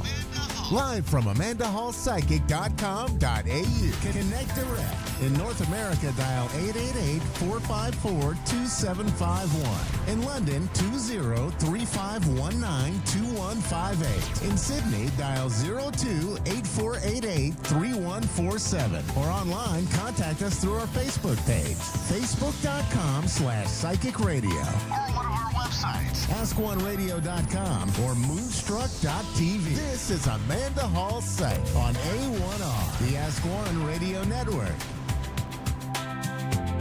Welcome to A1R Psychic Radio here on Moonstruck TV with Amanda Hall Psychic all the way from the Gold Coast. I hope wherever you are in this amazing planet of ours that you're having an absolutely sensational day and everything's going nicely for a change for you.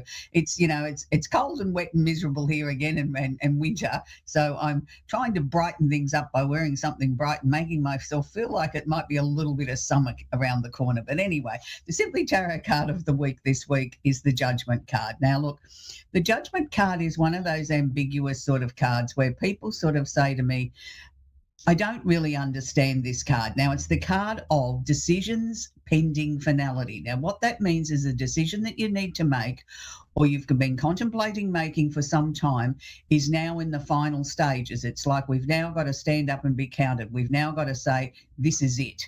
This is the decision I'm making. Now, this can sometimes be the only decision that can be made under the circumstances. Now, sometimes when we go to make a decision, we're not clear cut. We sort of dilly-dally. We go toss it from one side to another and backwards and frontwards and upside down, just normal ways up. And we come to a conclusion that no matter which way we make the decision, somebody's either not going to like it, it's not going to be the outcome that we were hoping for, or whatever the case may be.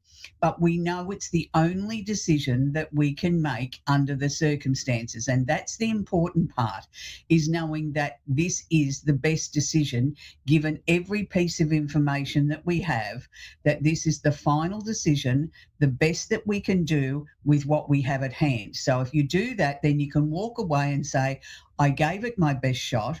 I deliberated, I delayed, I looked at it from every angle, and this was the best decision I could come up with, given the circumstances and given what I was given to work with. So when you do that, then you can free yourself up from that and say, I can now move on. Now, interestingly enough, we've had a few planetary shifts in the last week astrologically, so it's sort of quite a big time astrologically, particularly when slower moving planets or things change from one energy to another. We really do feel it. It's like walking in a door one way and coming out the other side a completely different person. So first of all, happy birthday to all the Cancerians. It's a really important time of the year. There's lots of famous Cancer people that are born during this time. I have lots of family and friends that are celebrating birthdays at the moment. So happy birthday to all the Cancers around the world. And probably one of the most important ones, and it's not her birthday today, but one when we think of a Cancer and we think of Princess Diana. And, that's something that I think the world will never, ever get over, is losing the people's princess like that. She was the epitome of what Cancer stood for. She was elegant. She was beautiful. She loved her children. She loved her home, but she was open to sort of love the world. And I think that's what made her so transparent, was the fact that everybody that ever had the good fortune of meeting her or being in her presence or just watching her on their television screens felt that love that came from Princess Diana. So when you think of Cancers, think of Princess Diana. So happy birthday again to all the Cancerians. So, with the sun being in Cancer, it's their time to shine. It's their time to sort of get out there and strut their stuff and sort of be ready to take the world by storm. And, sometimes Cancers are very underrated. People say, they don't really sort of, get out of their own road. They're a little bit shy. They're a little bit this, they're a little bit that. Well, then you obviously haven't met too many Cancers like I have who can come across as being that way. Yes, they can, but they also have a very hard exterior that when they want something, they won't back down. They might go sideways to go forward, but by heavens, when they've got their sights set on a target, there is nothing and no one that will stand in their way. They're one of the most determined signs to achieve their goals. And it's just that somebody keeps tickling me with a feather. It's just that they get sometimes not so much sidetracked, but they sort of need to build up their own inner security to say, I've got this, that I can achieve this, this is mine. And once they get that determination shell on, nothing and no one stops them. So happy birthday again to all the Cancers. Mercury, the planet of communication, is currently sitting in Cancer. It's in a stationary position, but it will be before too long about to start going retrograde for about 2.5 weeks, which is a normal time of the year. We have 3 Mercury retrogrades a year. I'll talk about that when Mercury does actually go into retrograde. But for the moment, Mercury, the planet of communication, is sitting in Cancer. So this is affecting all communication, no matter what your sign is, but predominantly the water signs, which is Cancer, Scorpio, Pisces, and the opposite sign of Capricorn. So if you're in one of those 4 signs, please be very aware of how you communicate at the moment, because people do have their listening ears on. People are quite sensitive to what you've got to say. So don't put your gruff voice on. Put your happy, nice, kind, condescending voice on, and don't sort of snap at people, because I know sometimes when people aren't listening, we can get a little bit frustrated no matter what our star sign is, and we tend to sort of either speak louder or speak in a stronger tone. And sometimes that, that person might be just thinking, and you're coming in like a bull in the china shop, and they think, oh, I didn't deserve that.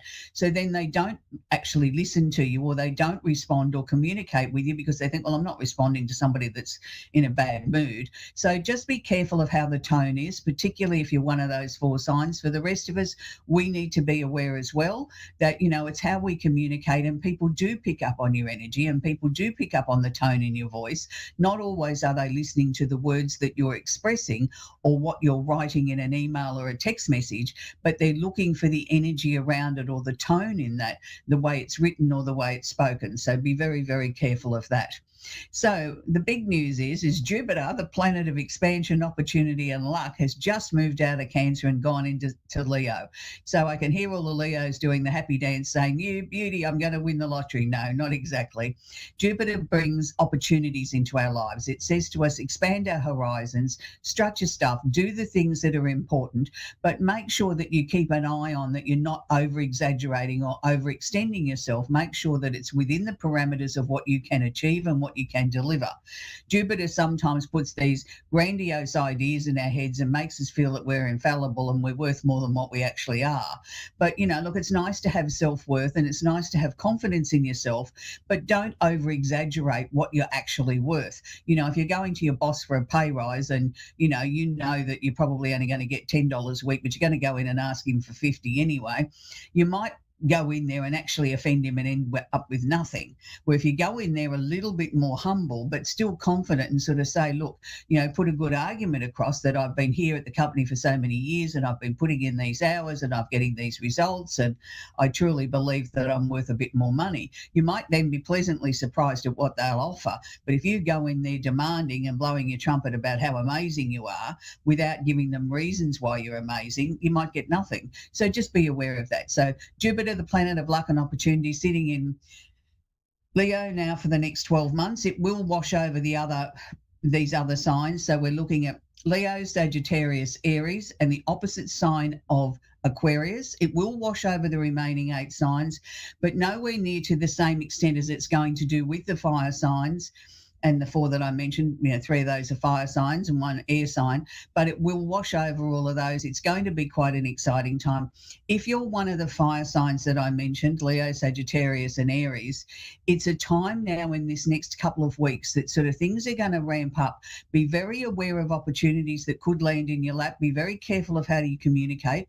If somebody says to you X, Y, Z, make sure you've got your listening ears on before you give an automatic answer, because you might just miss a golden opportunity by not paying attention enough. So I can't stress enough, please have your listening ears on, listen very, very carefully.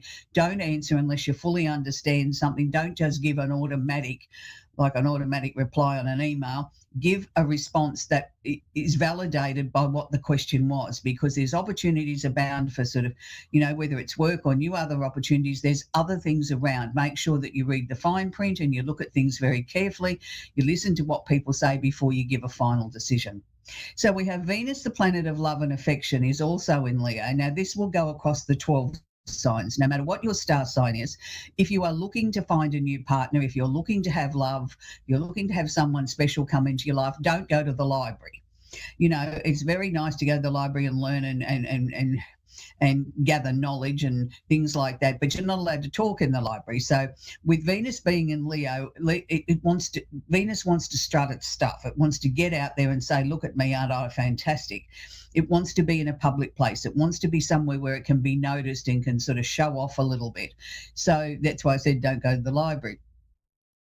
Make sure if you're out looking for love, get into different places. Go to different places to where you normally frequent.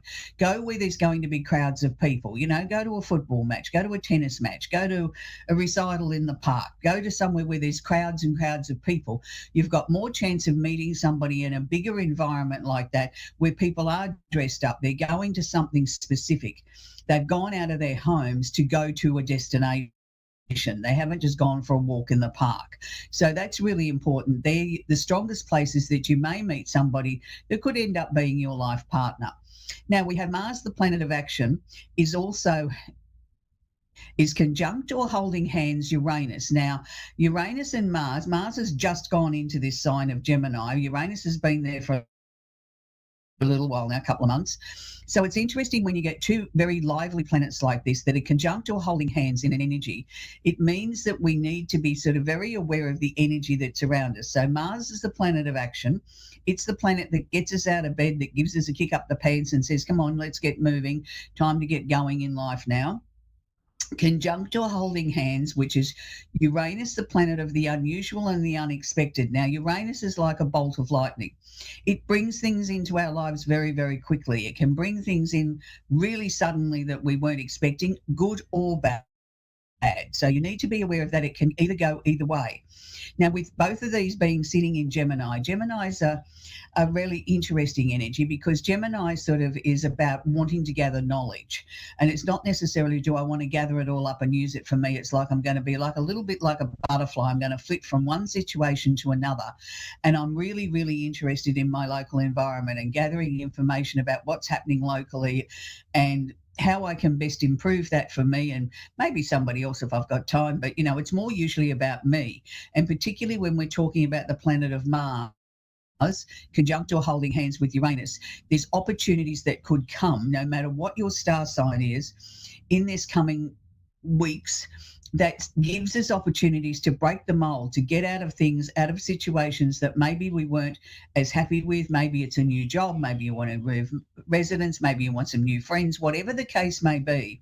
Mars is giving you that push to get up off the couch and say, I can make anything happen. While it's conjunct and holding hands, Uranus says, okay, I can clear the decks, I can clear the pathways, I can make things happen very, very suddenly. So no matter what your star sign, I'm going to ask you to err on the side of caution. I'm going to ask you to be very, very careful about what comes out of your mouth, because what comes out of your mouth may very well be picked up as being gospel, that this is exactly what you want from either of these two planets. And they say, oh, great, we'll make that happen. And it may not necessarily be what you want. You might just be venting. You might be a little bit annoyed with somebody or upset about something and you've verbalized it and they've said, oh, great, that's what they want, so we'll make it happen. So be very, very careful of that. So predominantly, yes, it is going to affect the following signs. That's the air signs, which is Gemini, Libra, Aquarius, and the opposite sign of Sagittarius. But it will wash over the remaining 8 signs, and everything that I've spoken about applies to everybody. It's not just exclusive for those 4. So be very, very careful of what you verbalize, because these 2 planets are certainly listening. Finally, I want to wrap up with the moon. Now, I very rarely ever talk about the moon on this show because the moon moves every 2.5 days. It moves so fast that, you've barely given a little bit of a prediction of what it's going to do, and then it's changed energies, it's changed signs. But this configuration before the show today, I thought was really important to talk about. So the moon is conjunct or actually holding hands with what's known as an Arabian part called the part of fortune. Now, this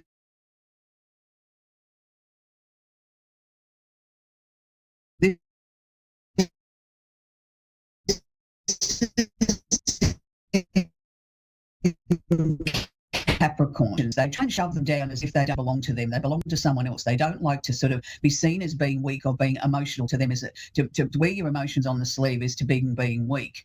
It's not a sign of weakness. It's a sign of acknowledging the fact that you're human and that you do have emotions and you do get upset from time to time, or you do, get scared or whatever the case may be, and you might be very, very happy. But what the moon is asking you to do here is to acknowledge the fact that whatever these emotions are, whether they're positive or not so positive, they are all part of the journey that you're on at the moment. And you need to acknowledge them and be aware of them and not be frightened of them. So, yes, I said this is all happening in Capricorn, but it is affecting all the earth signs, which is Capricorn, Taurus, and Virgo, and the opposite sign of Cancer. So again, bringing in that Cancerian axis, that there could be some tricky emotional situations that you need to own or you need to be aware of. But be aware that it's almost like I've got a fire hydrant in there and I'm clearing out the emotional rubbish or the emotional trash, and we're clearing it right out of the soul. So this is why it's so important. Yes, it is washing over the remaining 8 signs, but it's predominantly Capricorn at the moment and the other signs that I mentioned. But I think it's a very powerful situation. Look, it's only going to be there for approximately another 24, 36 hours. So please don't waste this energy. Take this opportunity to clear the cobwebs out of your emotions, particularly if you're a Capricorn. It is the time to show people your vulnerability. It's not a sign of weakness. People are there to help.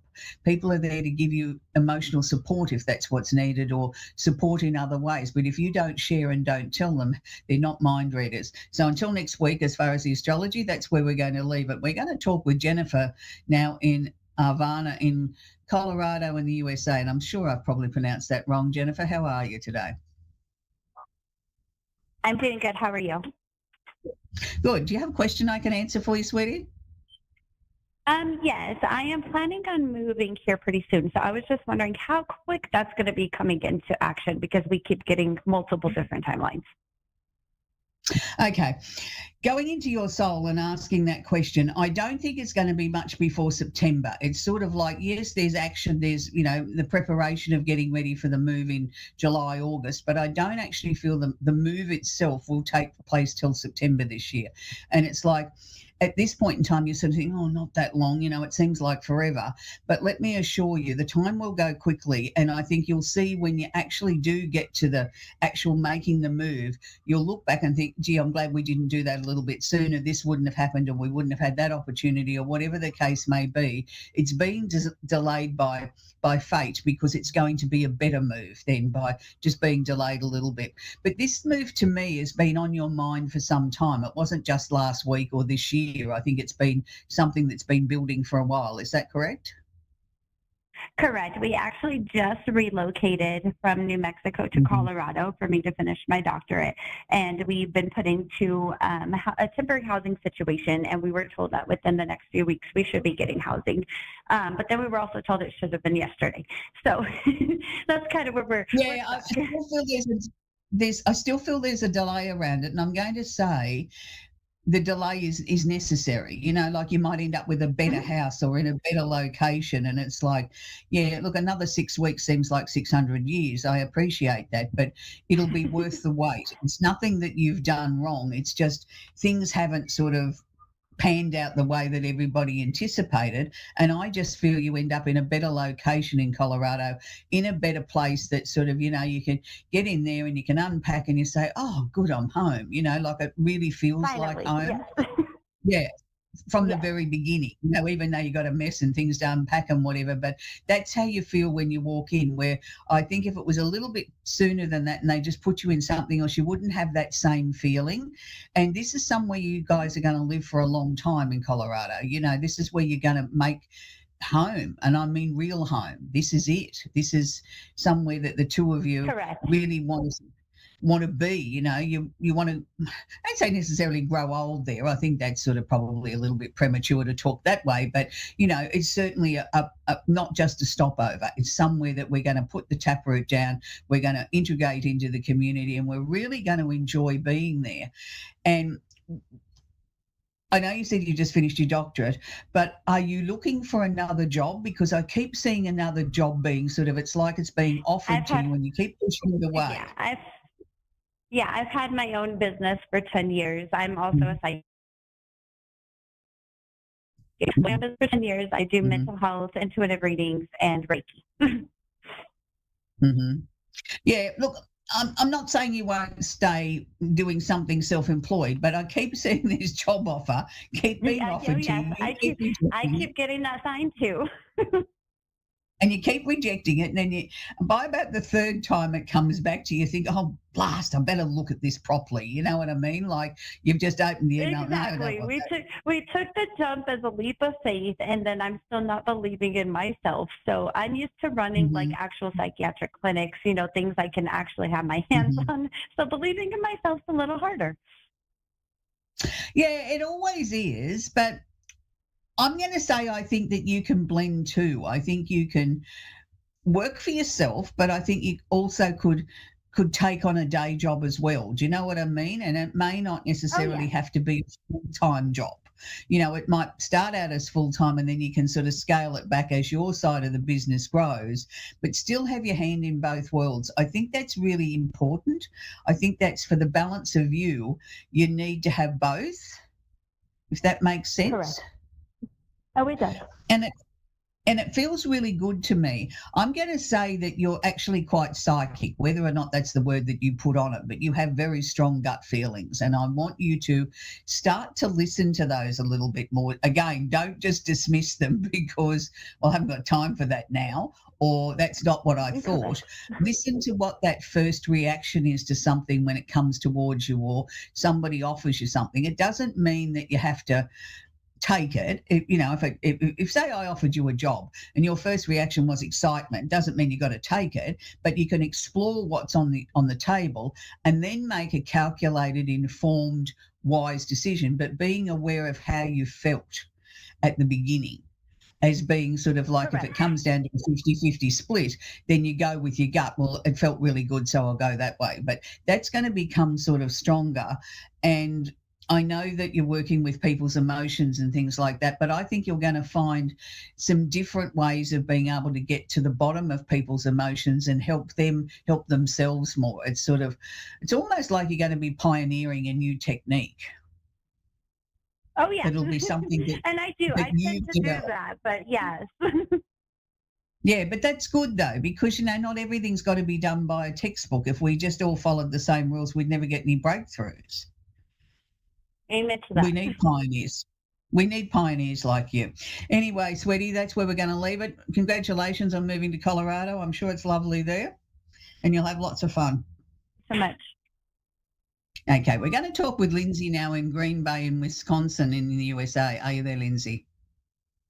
Yes, hello. Hi, Lindsay. Do you have a question I can answer for you, please? I have two different paths in love. And I am struggling to find clarity on what is the right choice. I don't think either of them are, to be truthful. From what they showed me, they were showing me two different pathways and they showed me an ending for both of them. That's sort of like, I think if we could take bits out of one and bits out of the other and create a third, I think we'd have the almost perfect relationship. But I think there's pros and cons for both of them. And this is why I think you've struggled with it so much, Lindsay, because neither one has really jumped out at you in a way that's the way I want to go. And it's hard because you have feelings for both of them in different sort of ways, and this is why you're struggling so much. But, sweetie, if either one was really the right person, they would come out stronger in the race, if I can put it that way. You would be more inclined or be more drawn to it.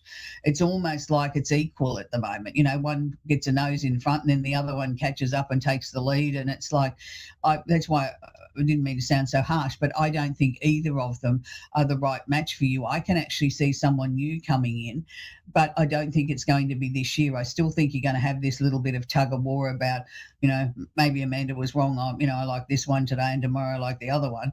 That's okay. It's your life. It's your choice. But what I'm saying, as time progresses more and more and more, you're going to see more and more that neither one of these as an individual can give you what you need out of a relationship. There's always always something lacking there. There's always something that you've got to put extra effort in, and it's like the scale isn't balanced. You know, they're not putting in equal effort as you are. When the new one comes in towards the end of this year or the early part of next year, it's going to be a very sudden situation. It's going to be something that you weren't expecting, and you're not out looking for a relationship. It just happens. He's very tall, dark-headed, bit of a wave to the hair, twinkly brown eyes, really, really nice man, got a nice personality, and you're going to meet him in a random situation like standing in a queue at the supermarket or something like that, and he's really, really nice. But I think, you know, for the moment, I don't think you need to try and make a choice between the two that you've currently got your attention. You will see over time that there's less and less and less of a pull there towards either one of them. It's sort of like as each day goes past, it's like another piece of emotion disappears. It's like I have less interest. It's sort of like your eyes are being opened more than what they were. It's really tricky when you fall in love with two people, isn't it, Lindsay? You know, to sort of not want to hurt one or the other, but the person that's being hurt the most is you, because you're trying to be so fair to both of them that you're not being fair to you. And I think that's the lesson here, is that, you know, you need to look at what your needs are. What do you need out of a relationship? And then look at individually what these two gentlemen can give you out of your checklist. And I think you'll find there's not a lot from either side, from either man, that to your checklist of what you require in a relationship. You know, they might get 4 bullseyes out of 20, and that's not enough. You know, there needs to be more. There needs to be much more. But, you know, it's an interesting dilemma to be in. You know, you've got two that you're keen on, and then, you know, and other times in your life you probably had no one. So, you know, it's all part of the journey. It's all part of the learning that we go through, that, you know, we understand where we're heading. So I hope that's helped you, Lindsay. I know that probably wasn't the answer that you were expecting, but that's what your guides shared with me for you. So that's where we're going to leave Lindsay. We've come to the end of the show again. Look, it's always a busy time here at A1R Psychic Radio, and there's lots of amazing psychics and healers over the next few days that you can tune in and binge watch, you know, shows back on YouTube and things like that. And everybody's here to help. Everybody's here that's got a different type of skill that they bring to the show, and different wisdom and different information that they want to share with you to help you grow. And that's part of the psychic healing industry, is we're all here to help each other. So, you know, we all have a different style, a different format. I'm very blunt, very direct, always have been, not going to change now at my stage in life. But, you know, other people have a more gentler sort of approach. So, you know, you'll find your favourite psychic or healer and you'll follow them over the time. So as we come to the end of the show, each week I always feature a song. Now, this week I'm going to be very self-indulgent and say my absolute ultimate favourite singer of all time, and he tops everybody since I've been a very, very little girl, is John Farnham. Now, John Farnham is turning 77 today. He's an Australian icon. He's somebody that we all just dearly love. But for people that have followed his career, as I have since a young girl, would know that he struggled after becoming so famous and the king of pop, and everybody loved him. He couldn't get anybody to book him to go anywhere. He played in clubs with, you know, three staff members and the cleaner and 6 people in the audience, and I felt sorry for him. I was at one of those concerts. But back in early 1980, with him feeling desperate and his career not going anywhere, he revised an old classic, an old Beatles song. He rearranged it, he slowed it down, and he sang it his way. And later on, he was given a message from a couple of the Beatles, but particularly John Lennon, who wrote the song and said that's the way it should have been sung. Now, that would have been the ultimate compliment, to have the singer and songwriter of a song turn around and say they liked your arrangement of the song better. So I'm going to leave you with the birthday boy. He's 77 today, and we love him dearly, with a Beatles song called Help. So do yourself a favour, go and listen to this version. It is very, very powerful. It's been picked up from all the different people that analyse singers around the world at the moment. It's the flavour of the month. But happy birthday to John Farnham. And this is one of my favourite songs of his, is Help. He's known around the world for You're the Voice, because he is the voice. So happy birthday again. Bye for now.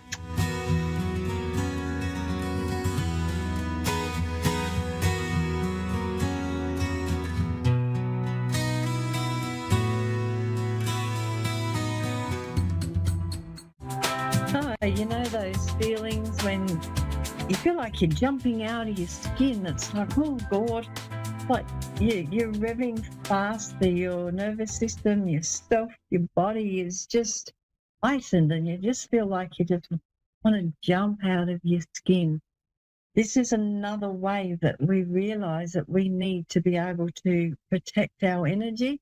We need to be able to feel, as you do, into your body. This is a sign that your body needs to disperse the energy that is making you rev faster, making you rev quicker, and feel like you are jumping out of your skin, literally. And you often wonder, well, what am I going to do about this? How can I get over it? And most of the time we just carry on, as you do, about your day, just feeling the feels. But what I've come to realize, as this has happened to myself throughout time, is if you can actually get up and move and push the energy through